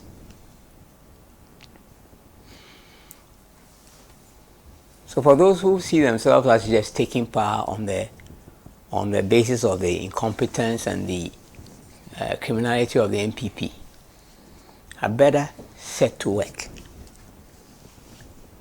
It's not going to be easy. That is just by way of the prospects. Thank you. Thank you, Doc. Thank you very much. Welcome to Comrade Pratt. This is Berima Kwame Nkrumah, who says the truth is just one, that the enemies of Ghana's progress after ousting President Kwame Nkrumah continues to make sure that they gain control of power in the country all times. Whenever they are out of power, they make sure to make it impossible and ungovernable by doing secretly so many ugly things to paint their better opponents rather evil. Anytime they cry wrongdoing, they have done it in the dark already. That is from Berima Kwame Nkrumah, who's joining us. Baba Rufai says 67 years of independence, our airways and mothers give birth on the floors. In our hospitals, the people of Ghana can't eat a single meal a day. Our school children don't have books. In the schools, no good drinking water. For Ghana, yet we have money to celebrate Independence Day. What wicked, corrupt leaders we have. God save Ghana. Those are just some of the messages you're sending us to us via Facebook. A big thank you to you for joining us on those platforms and for joining us on television and on radio. Is the mother of all talk shows, Alhaji and Alhaji. Mr. Pratt? Well, first of all, I think it's important to make the point that our current state is not the result of 67 years of independence. Our current state, more or less, is the result of the treachery and betrayal of the people of Ghana, which took place on 24 February 1966. So in our discussions, when we begin to talk about, 67 years of independence, this is where we are, and so on, we deliberately missed the point that there was a downward slide which began on 24 February 1966. If 24 February 1966 had not occurred, this is not where we would be. And I think it's important to make that point. Now, in the discussion of national independence, its value, current state, prospect, and so on, it's important for us to understand what the independence movement was about. What really is the meaning of national independence? Because without that, we would not be able to do a concrete evaluation of the last 67 years, if we want to. Now, I think it's important to understand that our struggle for independence was essentially based on our history, a history of oppression, a history of exploitation, a history of domination, a history of deliberate cultural collapse, and so on. That is why we began the struggle for national independence. We began the struggle for national independence, cognizance of the fact that we, the African people, the Ghanaian people, black people and so on, were virtually considered a beast of burden. we were not treated better than donkeys or horses. We were captured as slaves and made to work for free for others to build the basis of their current prosperity. And when we were captured as beasts of burden, all that those who captured us, slave masters and so on, all that they had to do was to give us sustenance, which enabled us to labor for them. The slave master only gave you enough food and water to sustain body in a manner which would make you till the land for his profits. So we're essentially beasts of burden, like donkeys, like horses, and so on. That's what we were. Now, various struggles took place then. Struggles led by people like Toussaint Louverture, who was the founder of the modern state of Haiti, and so on. There were slave revolts, and so on. Okay? Slavery became too expensive for the slave-owning class, for the slave-owning countries and so on. We made it expensive for them because we fought them. And in many cases, we defeated them. And so we made it an expensive venture. Of course, in addition to our effort to make slavery expensive for them and so on, there was also the Industrial Revolution, which created machines and so on. And therefore, human labor was not so crucial in the accumulation of surplus value, in the accumulation of profit, and so on. Okay. But then, the very forces responsible for our slavery, the very forces who came to our shores and took our best. The slave traders were not interested in sick people. Sick people, what were they going to do with sick people? The slave traders were interested in the strong and virile people. They were interested in capturing architects, doctors. You understand? In our society, they were the best slaves.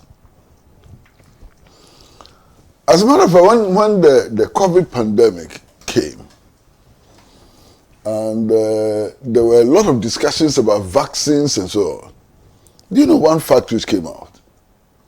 One fact which came out was that vaccination itself, as a medical process, came with the transatlantic slave trade. And that it was the Africans who went there who introduced the European and the American to the art of vaccination as a medical process. So you forget about everything. Just think about what vaccination has done to the world. And the fact that it was a medical process art which was taken from Africa as a result of the transatlantic slave trade. You understand? But we abound in resources, huge resources. The other time, I was made aware of the fact that if you take Africa, Africa has close to 2/3 of the arable lands in the world. I mean, just imagine it. 2/3 of the arable lands in the world. We have everything. Iron ore, bauxite, gold, aluminium, whatever. You understand? Diamonds, everything. Lithium, everything. Okay. So, the same people, the slave traders, the kings and queens of Europe, who were the masterminds of the slave trade and so on, devised other means of ensuring that they controlled these resources which were embedded in our soils. And that is what led and shaped colonialism, which we struggled against. It's important for us to understand that very clearly. Now, one of the landmarks in our struggle for independence, clear landmarks in our struggle for independence, was the 1945 5th Pan-African Congress in Manchester. And now that was the landmark because that is what set the target for African liberation. And that is what drew the roadmap to our salvation. So the 5th Pan-African Congress in Manchester, in the United Kingdom, to which Kwame Nkrumah was secretary, don't forget that Osajifo Dr. Kwame Nkrumah was secretary to the 5th Pan-African Congress in Manchester, which developed the roadmap, for our liberation and prosperity. Now, all these kinds of people, charlatans, political charlatans, and no-gooders, who are shouting at the top of the roof that Nkrumah's role in our independence struggle was minimal, and that it was their uncles and grandfathers who led the independence struggle, must be reminded that the blueprint for national liberation and subsequent development and so on was developed in Manchester in 1945 at the 5th Pan-African Congress, to which Nkrumah was secretary. Don't forget that. Now, what did the 1945 conference, Manchester Conference, decide? The 1945 Manchester Conference decided that national liberation was key. It was a first step towards the liberation of the African people and their future development, national liberation. The need for us to get the power to elect our own leaders, to choose our own leaders. Because we were under colonialism, we could not even choose our own leaders. To choose our own leaders, to determine our path of development, determine our own path of development was crucial. But that these two, our ability to choose our own leaders and to develop our own path, ought necessarily to lead to a situation where we would own our resources. The gold, the diamond, everything will be owned by us. And then secondly, exploited for our benefit. This is the gravamen of the independence movement. The right to choose our own leaders, to determine our own pattern of development, to own our own resources, and to exploit these resources for our own benefit. But the Manchester Conference also came to the conclusion that we cannot continue in our fragments, and that for us to consolidate the gains of the national liberation movement, we needed to unite and build a United States of Africa. Not under capitalism, but under the banner of scientific socialism. The resolution is there for everybody to read. You understand? So when Nkrumah came to the Gold Coast, on the advice of Padmore, W.E. Du Bois and others, this is the program he came to implement.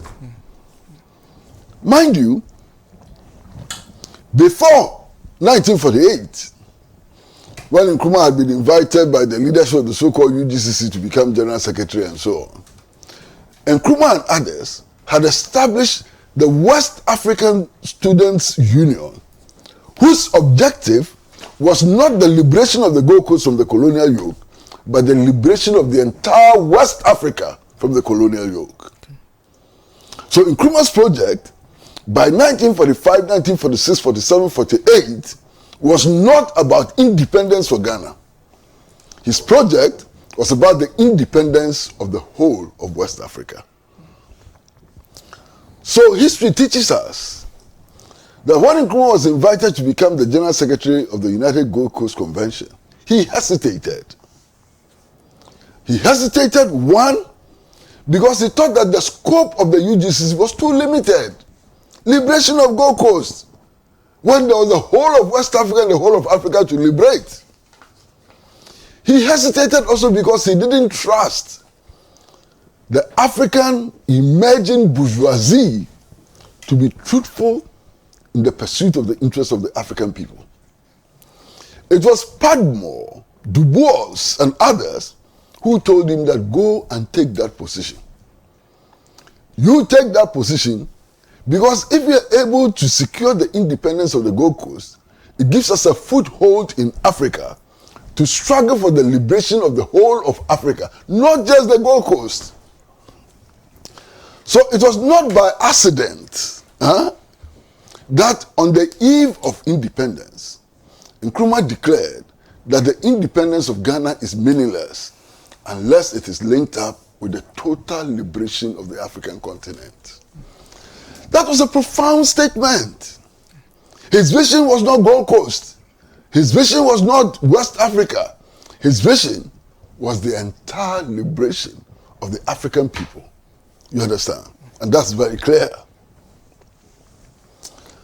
Now, some things happened which are very, very significant.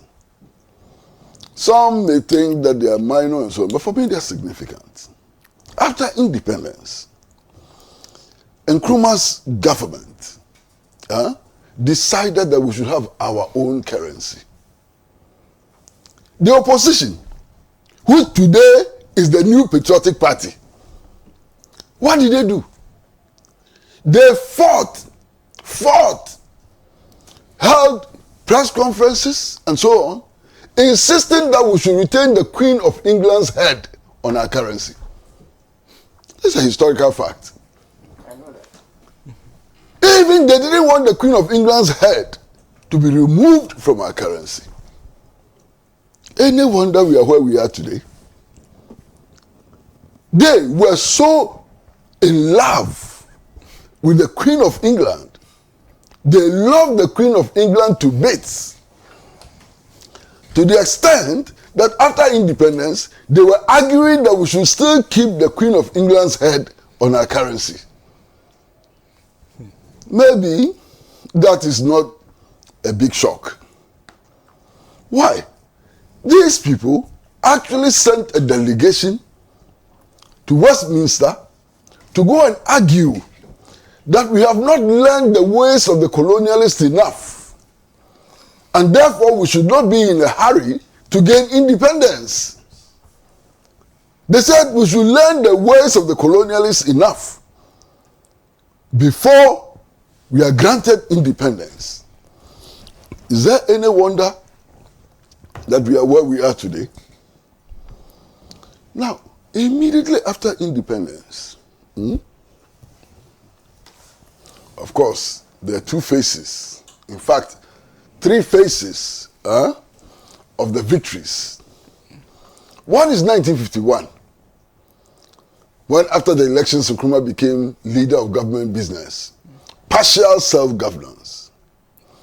Then, of course, 1957, when we became entitled to use our own flag, to have our own national anthem, and to have our own government, and so on. You understand? When we could appoint our own finance minister and defense minister. Because in 1951, the Ministry of Finance and Defense was still reserved for the colonialists. Okay. By 1957, we had moved a step forward. It was 1960, 1st July 1960, that we became fully independent. You understand? That is when we attained the Republican status. It was in 1960 that we became a fully fledged independent nation. Don't forget that. Now, what is significant? What is significant is that the forces in power today, the forces opposed to Nkrumah, fought against the declaration of our Republican status. Indeed, recently, a poster of J.B. Dankwa has emerged, and I hope that you all have seen it, in which he was urging the people of Ghana not to vote for us to attain the Republican status. Very significant. We can also not forget that the very forces, political and social forces in power today, did not want a unitary government. Their preference was for a federated Ghana, Federal Republic of Ghana. No, not federal. What? Federation of Traditional Authorities. Well, whatever you call it. Okay? But their preference was to have a federal state, so that you have Ashanti State with its own president or prime minister or whatever. You have the Northern Territories with their own president or prime minister or whatever. And then you have the coastal states with their own president or prime minister or whatever, and so on. Now, some of them were even opposed to the integration of the Volta region into the Gold Coast project. All of them were opposed to it. Percy, I'm not like you. I try to be so very careful so that I don't slip. And that is why I decided to say that some of them. You understand? It was deliberate. Mm-hmm. Percy, I actually sometimes admire your recklessness. Because you are able to reach levels that ordinary mortals like us cannot reach. And some of the things you say, if I were to say them, Armageddon will reach Armageddon very soon. So I admire you for that. But please don't force me to speak like you. We are different levels. You understand? Dr. David Percy. Hey, doctor. So some of them were actually opposed to the inclusion of the Volta region into modern Ghana. One of them was S.G. Antor, who vigorously campaigned for the Volta region to remain part of Togoland.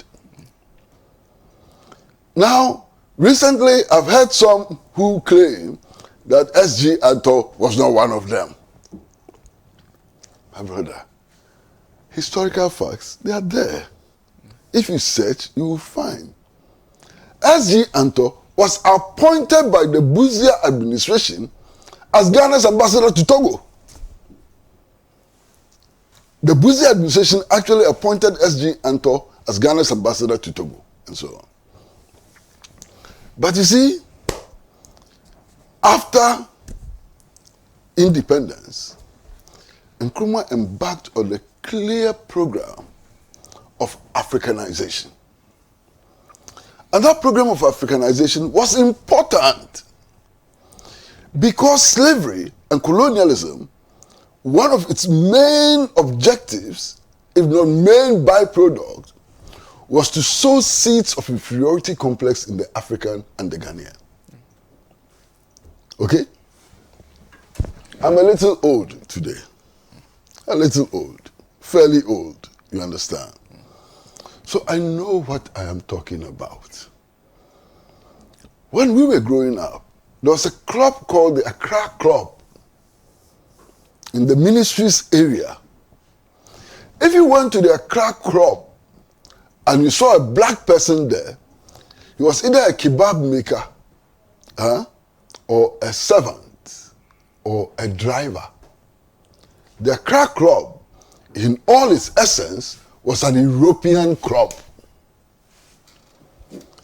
You see, the Ridge Hospital, which has now become the Greater Accra Regional Hospital, was in practice a whites-only hospital. It was in the first years of the Nkrumah administration that it became the senior officers' hospital. But before, it was a whites-only hospital. Now, you see the whole Ridge area, all the way up to the castle and so on. More than 90% of the people who stayed there were whites. It was a white colony, complete. Okay? So this promoted the sense of inferiority the best places, and so on, were reserved for whites. It promoted the sense of inferiority. In those days, if you went to the hospital, the likelihood was that the doctor who was going to treat you was a white person. In those days, white person. In those days, I went to secondary school, I think in 1966, 67. That's when I went to secondary school. My chemistry teacher was a white man. My biology teacher was white. You understand?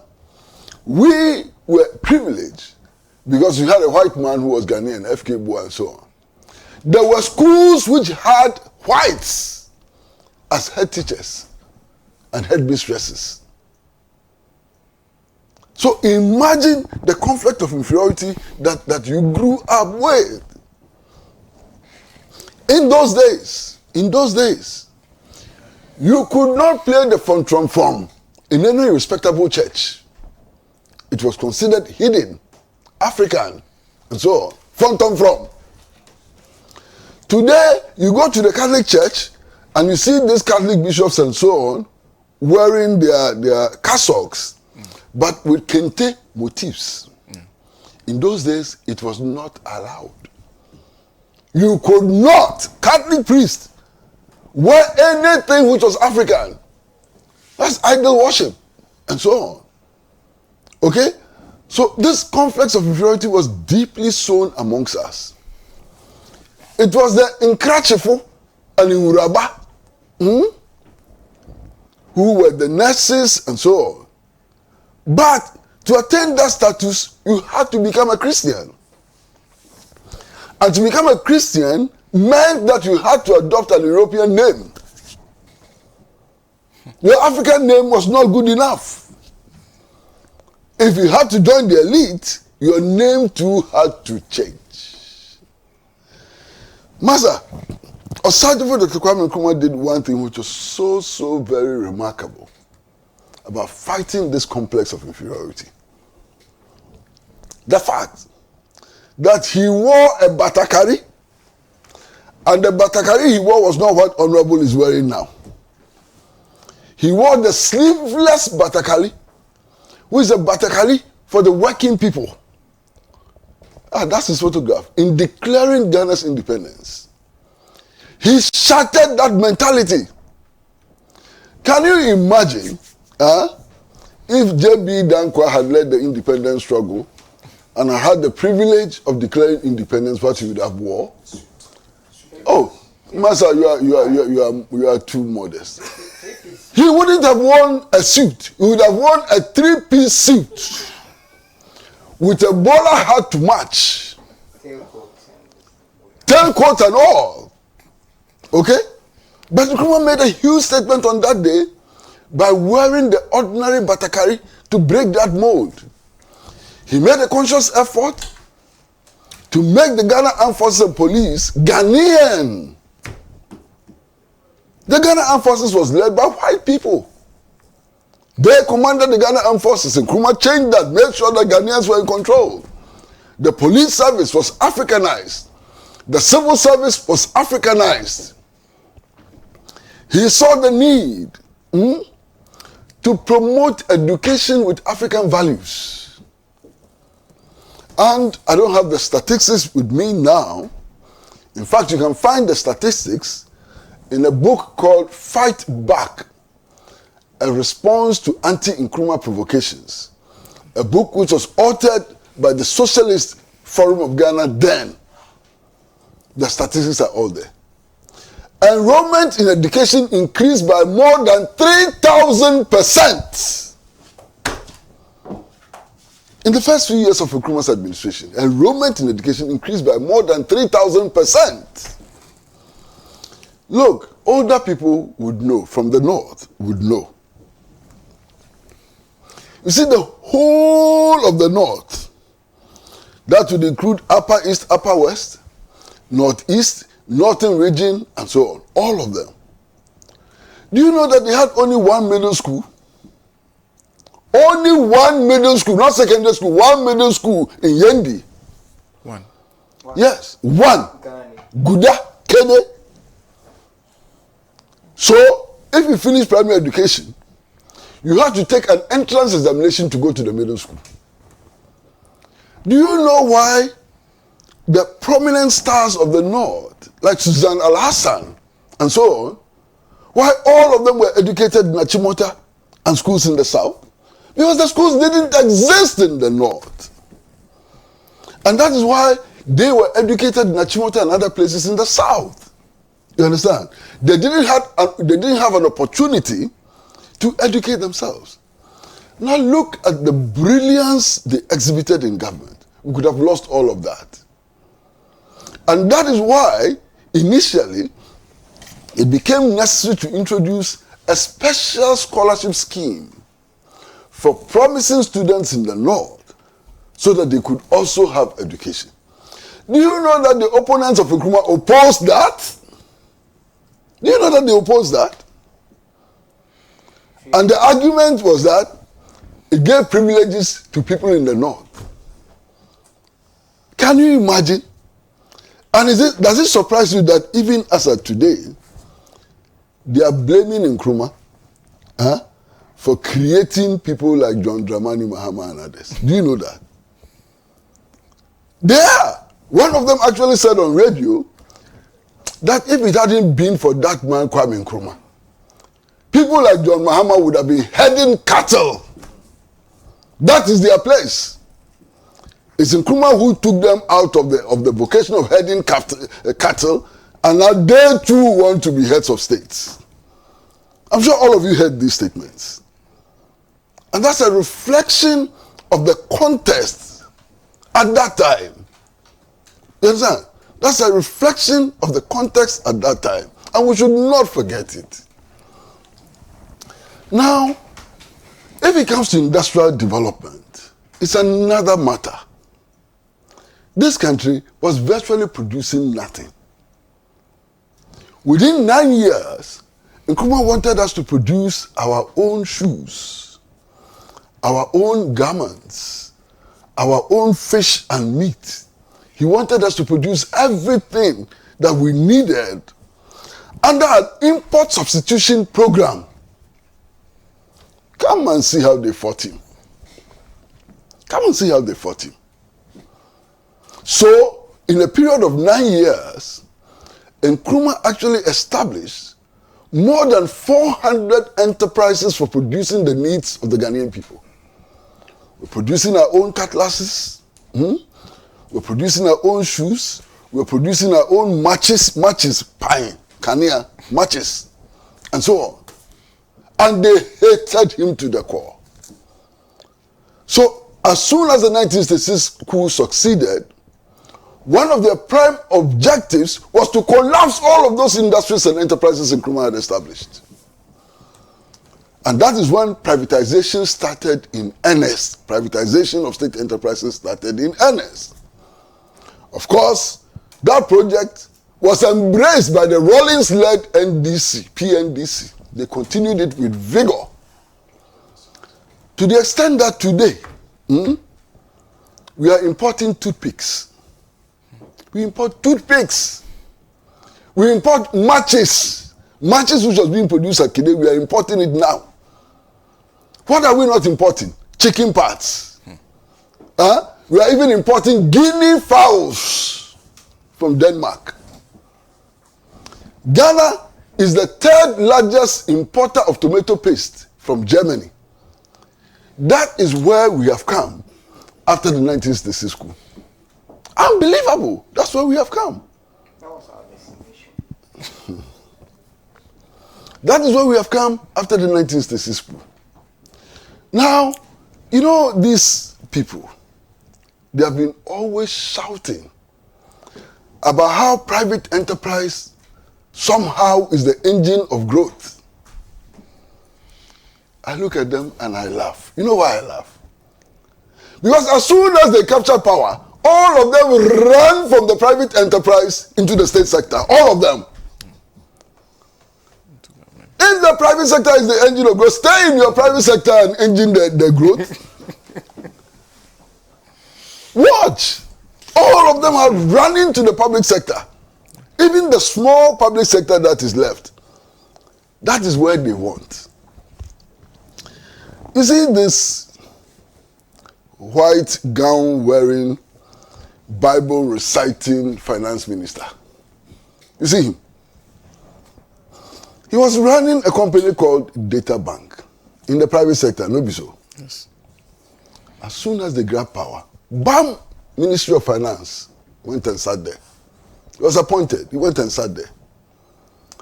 All the key people in Data Bank now find themselves working in the ministries as advisors and so on.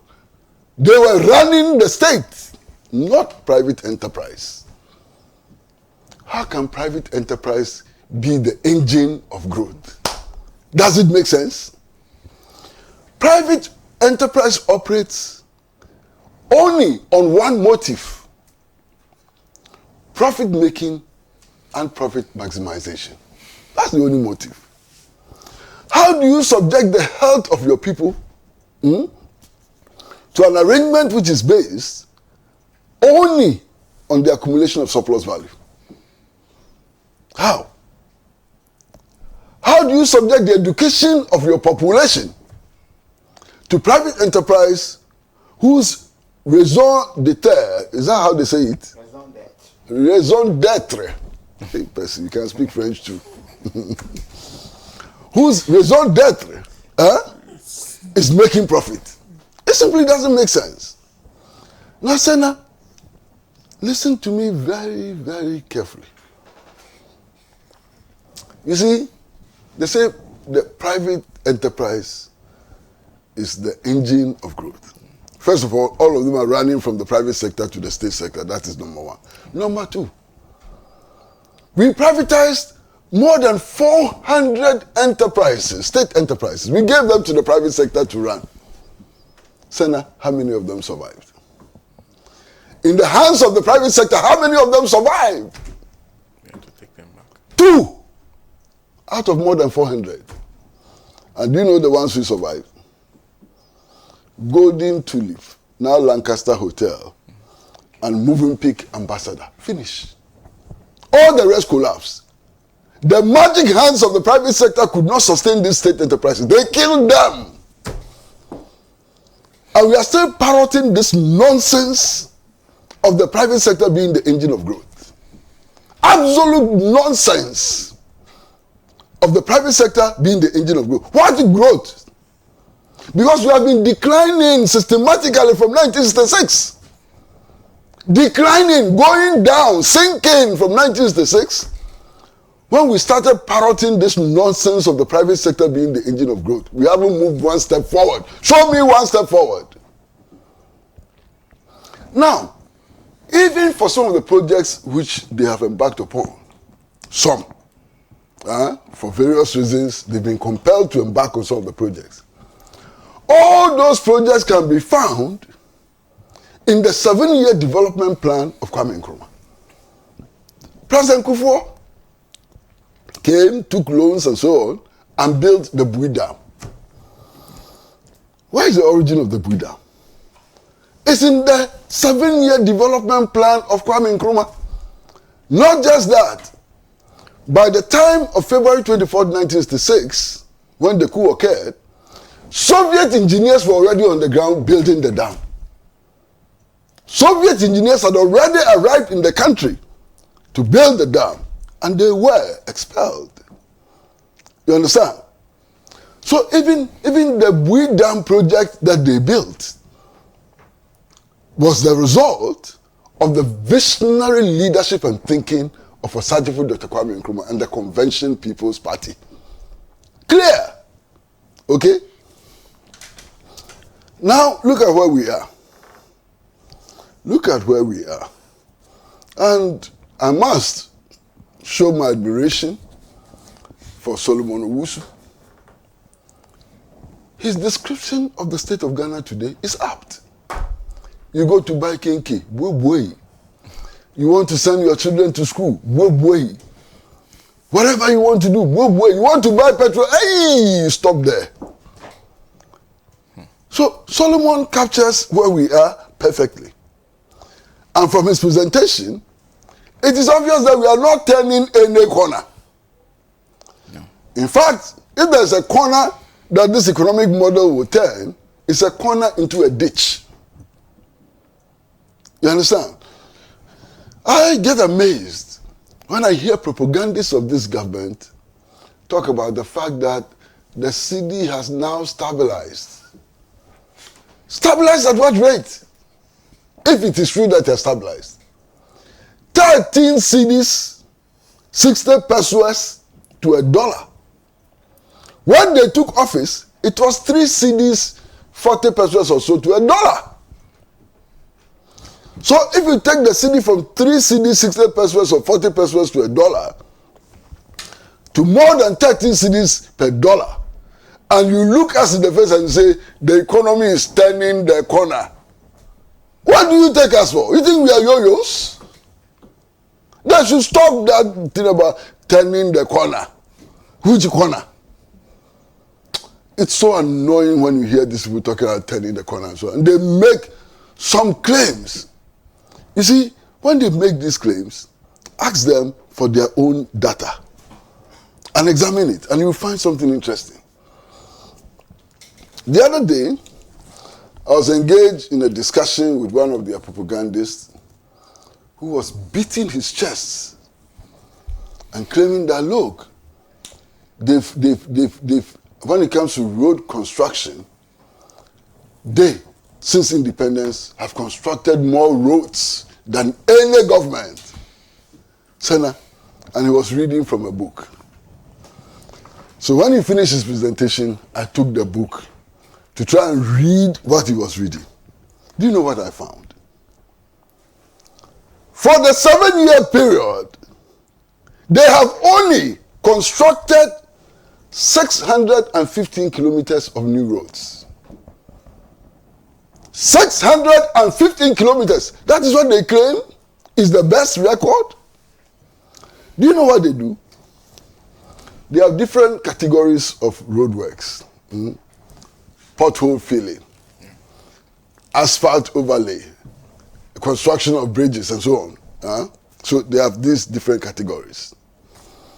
So if there's a road which has 25 potholes and they go and fill it, they add it to the figure.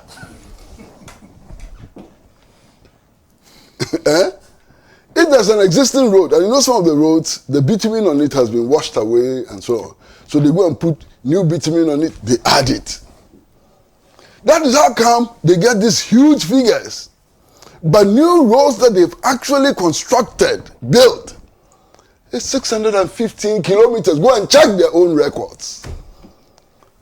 They are bamboozling us. They think that if they sit on radio and television and throw figures at us, we will be confused. What they forget is that in this society, there are the David Percy's and others who also somehow, interestingly, have gone to school small and can read, understand, and interpret. My goodness. So, where are we today? We are in the most desperate moments since independence. Most desperate. Never in the history of Ghana have we come to the point where we have to expend more than 120% of total national revenue on debt servicing, debt repayment, and public sector emoluments. Never in our history. This country is bankrupt. Completely bankrupt. You understand? Now, for those who point to the fact that, inflation has stabilized and so on, for those who like to talk that way, they know, as we all do know, that now our debt obligations have been suspended. We are not paying the debts. So when we start to pay the debts, will they be posting the same figures? And then something has happened last week or this week. Very interesting. And I want to make my point as clear as possible. I, deliberately, sitting here today, I am not taking a stand for the LGBT bill which has been published or passed in Parliament. No, that's not what I'm doing. I am not also making a statement against the bill. But I'm making a statement about lessons we are learning from the debate. And what is the first lesson? The first lesson is that if any government goes to the IMF and comes back and says, look, we presented such a wonderful program, and that is why we have been giving loans and so on, they are lying to us. Because the IMF and the World Bank and the US Embassy and so have told us that the only condition is to obey us. If you obey us, we will give you loans. If you do what we want, we will give you loans. I am scandalized. Today in Ghana, that lady, the US ambassador, is obviously more powerful than our president, the president we elected. When our president speaks, she speaks back. She's giving instructions to government. This is what the US wants you to do. You do it or we squeeze you, and our people are shaking. Finance minister, shaking. To the extent that the finance minister now advises his president through a public statement. Hey, what is happening? Because US ambassador has spoken. Finance minister is shaking. He goes to his office, he crafts a public statement advising his president not to sign the bill. He couldn't call the president, he couldn't go to the president to have a discussion with him. He is now, like the US ambassador, issuing instructions to the president. Yes, sir. Forget that your president went to sit before the US Secretary of State, like a schoolboy, to report that Burkina Faso. Percy, you can say that. I've told you that don't try to turn me into Dr. Percy. I have no such ambition. Okay. I have no such. I don't want to be like Dr. Percy. Percy, why? You know, so this is happening. And I asked myself the other day, so the Ghana ambassador to the US, when they killed George Floyd, could he have held a press conference in the United States condemning the United States Security Services for hunting black people? So why does the US ambassador behave differently from our ambassador in Washington? You understand? But it is worse than that. Forget the arrogance of the ambassador and embassy staff and State Department officials who are talking down to our leaders and so on. Forget that. It gets worse. Look, under what circumstances, what thinking went into signing a defense agreement with the US, which states clearly that when US soldiers carry out operations in Ghana and they kill Ghanaians, Ghanaians cannot go to court. What thinking? What thinking went into signing that defense agreement which says that US soldiers can come here and destroy property and we cannot take them to court? What thinking went into signing that agreement which says that Radio Gold has to pay for the use of our frequencies, but the US Army takes it for free? What kind of thinking went into that? What kind of thinking went into signing a defense pact with the US which says that as for American soldiers, when they are coming to Ghana, they don't need passports, they don't need visas. All they need is their US ID card. What kind of thinking went into signing that agreement which says that they are not subject to customs or any inspections on arrival and departure? What kind of thinking went into that? What kind of thinking went into signing an agreement which says that operational bases used by the US, our president has no right to enter them in Ghana? What kind of thinking went into that? What kind of thinking went into that? You see, our current leaders are behaving in manners which suggest that they are actually worse than the house niggers in the slave era. They're worse than the house niggers in the slave era. And the president himself panics. Total panic. Then he goes on his Twitter page and he tells the US ambassador, don't worry. I ain't signing this bill. Because somebody has taken the matter to court when the person had not even arrived at the Hey! The bill is not even a law. The guy who is taking the matter to the court, he hadn't even arrived anywhere near Osu. The president is telling the US ambassador, don't worry. I ain't signing this bill, man. Ain't signing this bill. Ain't gonna sign this bill, man. Keep cool. What is this? Slave mentality. How do we move forward with this kind of slave mentality? You see, so Sana, as I said from the beginning, we are in this mess, not because we have been independent for 67 years. We are in this mess because traitors of the African cause have grabbed power. And they grabbed power from February 24th, 1966. And that is why February 24th will forever remain a day of shame in Ghana's history. That is Ghana's day of shame. Now, what is the task before us?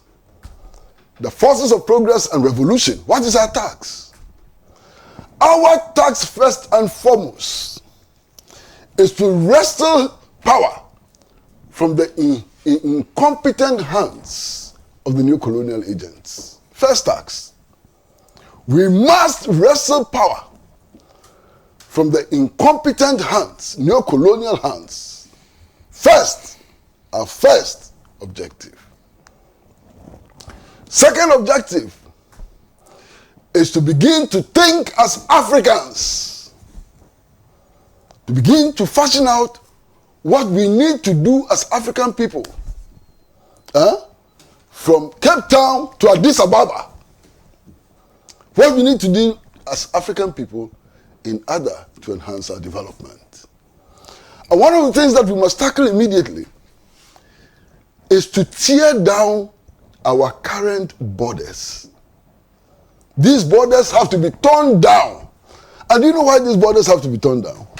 Because these borders are not our creation. As a matter of fact, in 1884, Otto von Bismarck, then Chancellor of Germany, invited other Western leaders to a conference in Bonn. There was no African at this conference. It was only them. Then they put a map of Africa in front of them. Everybody took a long pencil and they began drawing lines on the map. Those are the lines which have today become our borders.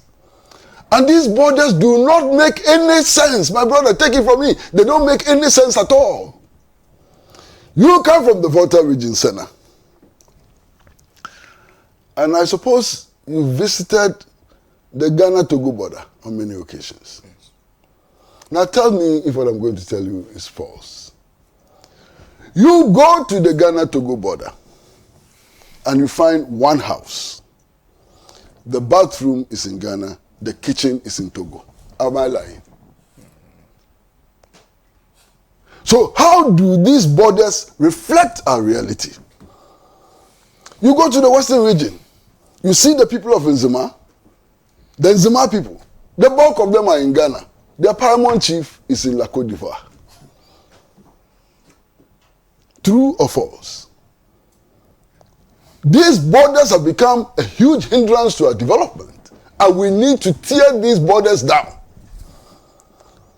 Of course, today, Mali, Burkina Faso, and Niger are showing us the way. And our bankrupt, useless leaders are threatening to wage war on them. Do you know why they are threatening to wage war on them? Because that is the example we should be following. They have united. They are building a confederation of Mali, Guinea, Niger. That is what Nkrumah tried before his overthrow. And build the confederation of Ghana, Guinea, Mali. You remember? Huh? And recently discovered documents indicate that the Congo was joining the confederation, 4-state confederation.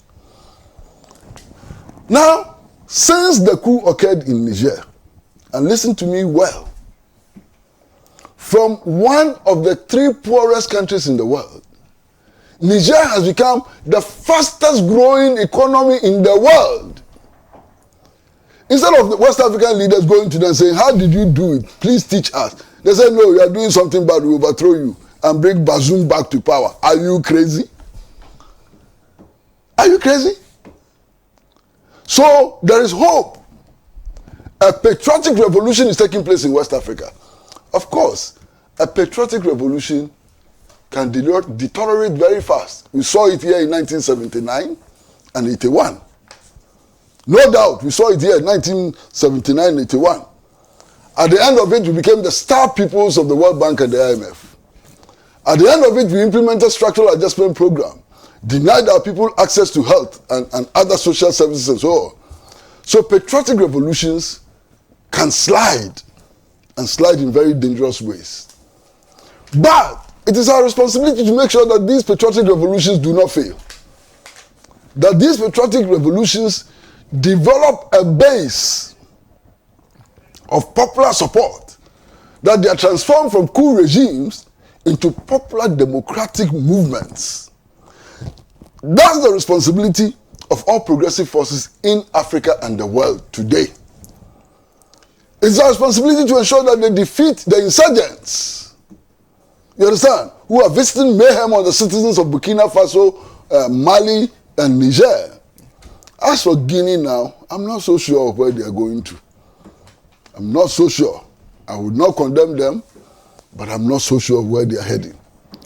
But we need, that's our responsibility now. Then we need to listen to Kwame Nkrumah and make sure that not just Ghana, but the whole of Africa is free of foreign military presence. That's one of the responsibilities. That's one of our charges. We need to make sure that French-speaking Africa does not continue to keep its foreign reserves in the Central Bank of France. And the way to do that is to immediately develop a West African currency and a West African central bank, and to extend that to the whole of Africa. You understand? It's an imperative. The way to do that is for Africans to own their resources and exploit these resources for their benefit. If we are to do these things, we'll be following the original aspirations of the independence movement. And the economy can now turn the corner, not this turning the corner. Thank you. Thank you very much. Thank you very much. Well, that's Comrade Kwesi Prajin, I was General Secretary of the Socialist Movement of Ghana. And I also have in studio with me Dr. David Percy, who is a student of history and politics. Solomon Owusu is a member of the Movement for Change. And sitting right by me is Abdallah Abubakar. He is the NDC parliamentary candidate for Wale Wale constituency. Just a few comments. This is Hadi in Pig Farm, who says, should be told, yielding to the pressure from Western powers makes nonsense of our independence and democracy. What even shows we are independent when we are being controlled by the Western powers?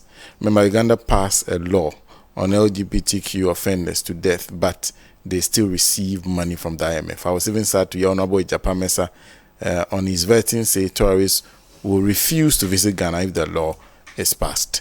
Thank you for that message. This one says, I agree wholeheartedly with the gentleman from Alan's camp that Akufo-Addo's 8 years was a total waste of time. The irony is that he also contributed in putting that political spider into power. I don't know. This is Zina. Thank you. Then Dennis Yakwete says, so sad that on the eve of Ghana's 67th independence anniversary can comfortably make the argument or lament about how much Ghana has to let go or lose if we embrace Human Sexual Rights and Family Values Act 2024, passed by our parliament that seeks to forbid same-sex unions with a shameful theatrical both from the seat of government and the street of house niggers when we are sitting on so much resources. So Alhaji for Dr. Kwame Nkrumah should be turning in his grave at this moment. Those are some of the messages you're sending to us. We have to move on to the discussion on the Electoral Commission.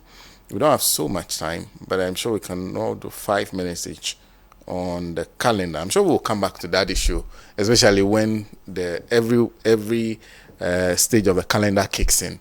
I will start once again with you, Abuba, on the matter of the EC calendar and the implications for the free and fair elections. Let's all keep it very short. Yeah, brief. Yeah. Senator, thank you so much. For me, I really do not have much to talk about with respect to the calendar.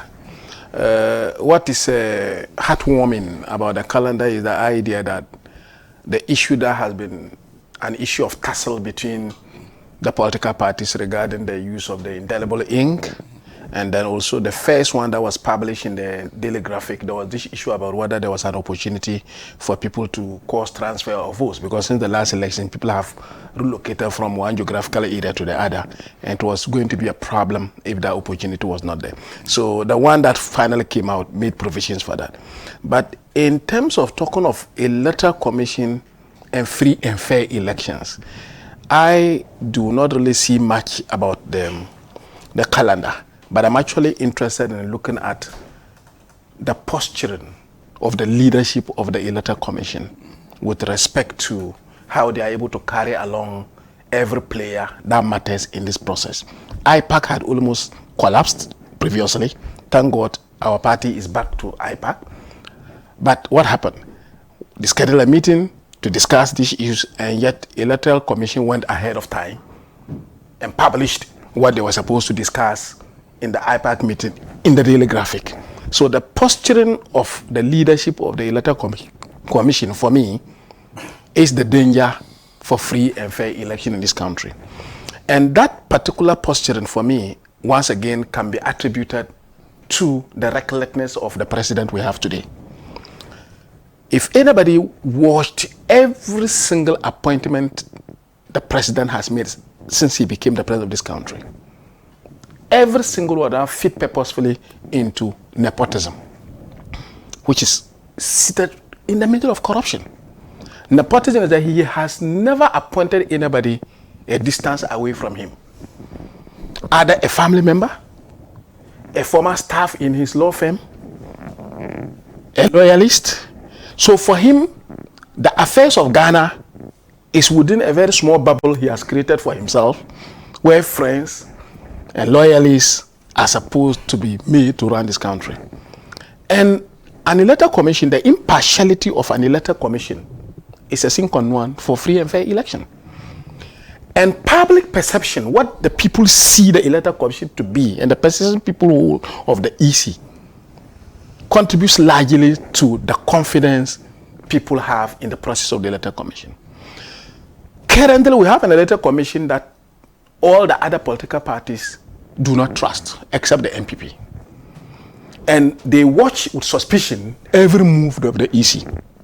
And these suspicions are not out of the blue or for nothing, but it is as a result of the precedents and some of the antecedents that happened in the past. The court case, everybody realized that if I were the EC, even if the allegations of wrongdoing were actually not right, I should have gone into the box to testify in order to convince Ghanaians that the EC was clean. But they failed. The people who have been appointed to lead the EC, each one of them has one kind of relationship or the other with the NPP as a political party. Everybody is aware Bosman Asari was TESCOM leader in Legon, an NPP wing. Everybody is aware of the gentleman appointed, Pierre Hine or something like that, was a communicator for the NPP, and there's video evidence of his activities as a party activist being appointed into the EC. So the kind of people who have been appointed to lead, and sometimes they are posturing and public utterances. For instance, one of them said the NDC is a danger to the democracy in Ghana. Once you have members and leading members of the Electoral Commission making utterances to the extent that they cannot be impartial in managing the affairs of the electoral processes, then nothing is more dangerous to our democracy than the public perception emanating from this kind of behavior. Just recently, when they were conducting an election in the Upper West region, an EC officer openly declared that he was an MPP member and that he was tempted to even say kukurudu when he was about to address them. So Ghana's democracy currently depends on the posturing of the leadership of the EC, and if they change their attitude and really play the role they are supposed to play and be able to win back public confidence that it is an arbiter that can do the work freely and fairly, then the 2024 election is actually something that can be free and fair. Okay. Otherwise, they are going to cause the public to resist every move they make as an electoral body. But thank you very much. Barbara Fai says the EC knows she was not clean. That's why she ran away from going into the court box. This is the Wolf Mali. Okay. No, the Sape Abu says Uncle Kwesi doesn't disappoint. Again, new knowledge. Anytime Uncle Kwesi makes his submission, the only thing that he calls Uncle Kwesi a true social democrat. No, he's a socialist. Because I doff of my hat off to him. Those are two different things. There's Alasan Said from WA who says, tell my good friend Dr. David Percy to remember what the late Kwesi Ama, the first High Commissioner to Britain, told us, to be careful with the UP traditions. Thank you very much, Alasan Said. So what else can we say? I mean, the EC has done what is obvious. The EC is a creation of the Constitution. The Constitution is for the people of Ghana. Majority of Ghanaians disagreed with them on the path that they wanted to go. We wanted indelible ink in. We wanted them to make sure that every Ghanaian registered and is eligible to vote. And they went back, slept on pillows, and they realized that they couldn't go against the wishes and will of the people of this country. So they have accepted it and come out with their timetable. Okay. The rest is for all political parties and interested parties in this election, particularly my candidate, Alhaji. Remember, he's going as an independent candidate, to be vigilant, extra vigilant, so that we get loyalist people who cannot be influenced at the polling station to represent him, so that if he gets 10 that is recorded and not 1, and then they go and add 9 to the other political parties. But the most important thing, you see, the EC is saying they will be doing exhibition of the voters register after registration. The most important thing some of us are looking up to is for the Electoral Commission to publish electoral officers who will be responsible for this election. If you are going to exhibit voters register for everyone to go and identify the people inside, you cannot also hide your staff that are going to work on election day. One of the cardinal rules of an electoral officer is to be a neutral person. They have advertised that they are recruiting. Where have they gotten to with that recruitment? That recruitment must, all those that will be engaged, must be published, so that we will all go through the list, yagani, fili, to be able to identify people who are aligned to political parties. That is one of the means. I have said that in terms of of what is going to happen in election 2024, there is no doubt that the MPP will go out of office, but they will fight back. And the only way to fight back is to rig. And which style or the mode that they want to use is what they exhibited in Yendi, where the electoral officer was having ballots stuffed in his shirts and so on and so forth. So the only way to prevent the occurrence of what happened in Yendi is to be sure that the people that are going to be electoral officers on the election day are not people that are aligned to a political party. Mind you, it's also not the only the New Patriotic Party that wants to rig. Even this gets, they will rig. Who is going to protect the interest of Mr. Alhaji? So my interest is to make sure that any officer that will be on duty on that day is someone who is there to do the bidding of Ghana. and not the bidding of any of the political parties. Apart from that, what else? Thank you. This one says, why allow the EC to maintain registration of voters at the district offices still? That one. Go beyond the district offices. Yes, It's in the they will do mainly at the district offices, then they will go to some of the areas, yes. Dr. Percy? Yeah, thank you. Just an initial comment. I want to assure my friend and colleague, Chrissy Pratt, that far from being reckless, I weigh everything I say. Of course, I'm not him, so I have to apologize for the occasional interjections. But everything I say about this criminal regime is carefully weighed. Now, as for the EC, it appears from the statement being made by my friends in the NDC that there has been an outbreak of common sense. But from where I sit, I noticed that the New Patriotic Party is comfortable with everything the EC does. But why wouldn't they be comfortable? Because with the ouster of Charlotte Osei and the installation of the new EC composed and led by Jane Mensah, the EC was effectively converted into a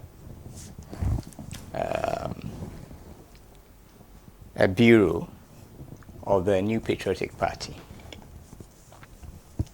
Now, the instruments for rigging are still there. One of them is the introduction and maintenance of regional coalition.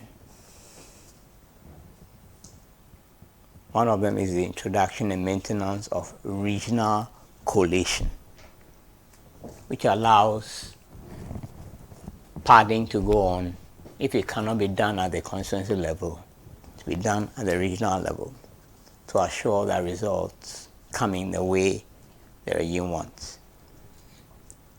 I look forward to listening to the MPP if and when they go into opposition, whether they will still parrot this nonsense about the independence of the EC, whether they'll be so sanguine to the extent that they tell us the EC's reasons for the crazy decisions that they make. I was also disappointed that the NDC went back to the EC without a clear statement about why they left and what assurances they have received. Because as far as I see it, the IPAC remains a bulletin board.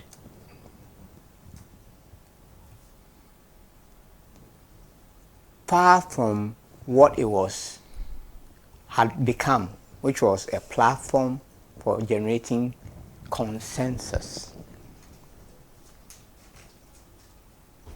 And I say this because I was a member representing my party on the IPAC from the period, I believe, 1999 through the low order of the 2000s. I represented my party at IPAC.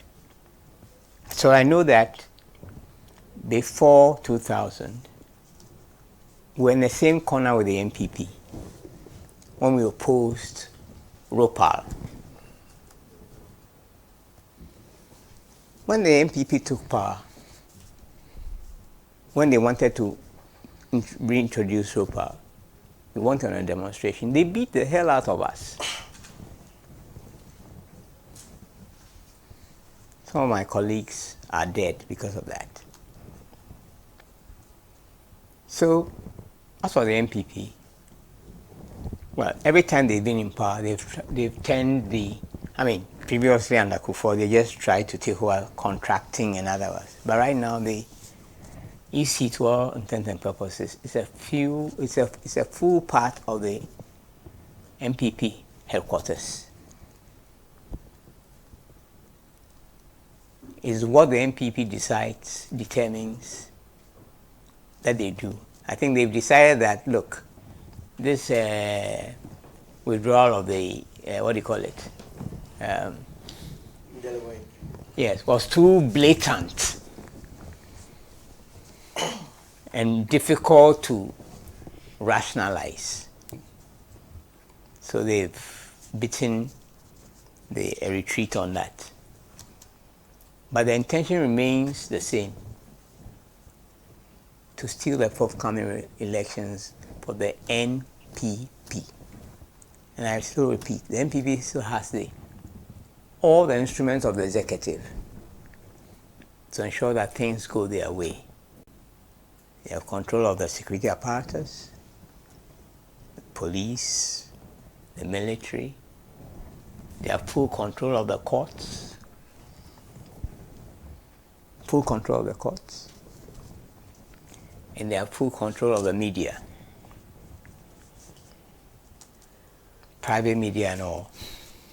So I'm not very sanguine about the outbreak of common sense that appears to have come up. But there's all to fight for. And we live to see. Thank you. Thank you very much. Mr. Pratt? Well, as Dr. Percy and others have said, it is quite clear that common sense is beginning to prevail in the Electoral Commission. And that's welcome news. I mean, all the measures they've announced were measures that we canvassed and they kicked against. So if they come back to their senses, that's good news. There's one little area, not a little area, a major area, that I am still very worried about. And this is the packing of the EC with card-bearing NPP members. That's frightening. And I do hope that we as Ghanaians will collectively be able to do something about it before December 7th. Thank you. Thank you very much. This is a message from, Dotte Lanyo, who says the agenda to rewrite the issue of this country is still on for them by renaming as many as possible national monuments. The so-called Big Six should be re-looked at. God bless you, my senior Kwesi Pratt. There's also one, says the president's statement and position on the LGBTQ plus bill was predetermined because the bill was passed by Parliament. The majority leader, Afanya Markins, was interviewed. In his response, he hinted to Richard Delaskai to take the matter to the Supreme Court, of which best one to that he has done. Thank you. This one says, I'm 50 years and I must say, anytime I listen to Uncle Kwesi Pratt, I cry and curse in my heart those who overthrew Nkrumah. Please tell Mr. Pratt I want to meet him one day and I will photograph with him. Then I'll conclude this one. I will ask the NDC should make it law for Electoral Commission to come to Parliament to answer questions and give an account for every election. Thank you very much for those comments and many more you've sent to us. Let me say a big thank you to Bless Alomaso. Bless Alomaso last week was the host of Alhaji and Alhaji. Bless, thank you. Thank you very, very, very much. And of course, big thank you to those of you who turned up for the final funeral rites of my late grandfather, John Miller Kofi Nombo, last weekend. A very big thank you. Yes, oh, of course I will. Thank you. And everyone was with me in spirit and in prayer. A big thank you. A big thank you to all of you. Well, we're done with the Alhaji and Alhaji for today. We are back same time next week to another edition of the mother of all talk shows. A big thank you to Comrade Kwesi Pratt Jr., as always, General Secretary of the Socialist Movement of Ghana, joining us. And Kwesi, there's one question that keeps coming up, the question of whether there's an online platform to which people can buy The Great Deception. Is it available online yet? I know that there are telephone numbers you can call. Okay. And they'll be sent to you. Okay. I also know that efforts were being made as of last week to put it on Amazon. I don't know how far they've gone. Okay. But the best way is to walk to Freedom Bookshop in Accra, on the Lai Momo Avenue near Apollo Theatre, Kwame Nkrumah Circle. And the bookshop would make it available. In the course of the week, maybe we should make an effort to deposit some at the Freedom Center and also at the reception of Pan-African Television. You know, but that remains, the demand is so huge, you know, all over the world. Everybody is looking for great reception. Okay.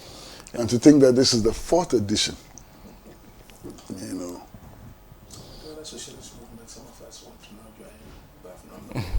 That's another condition.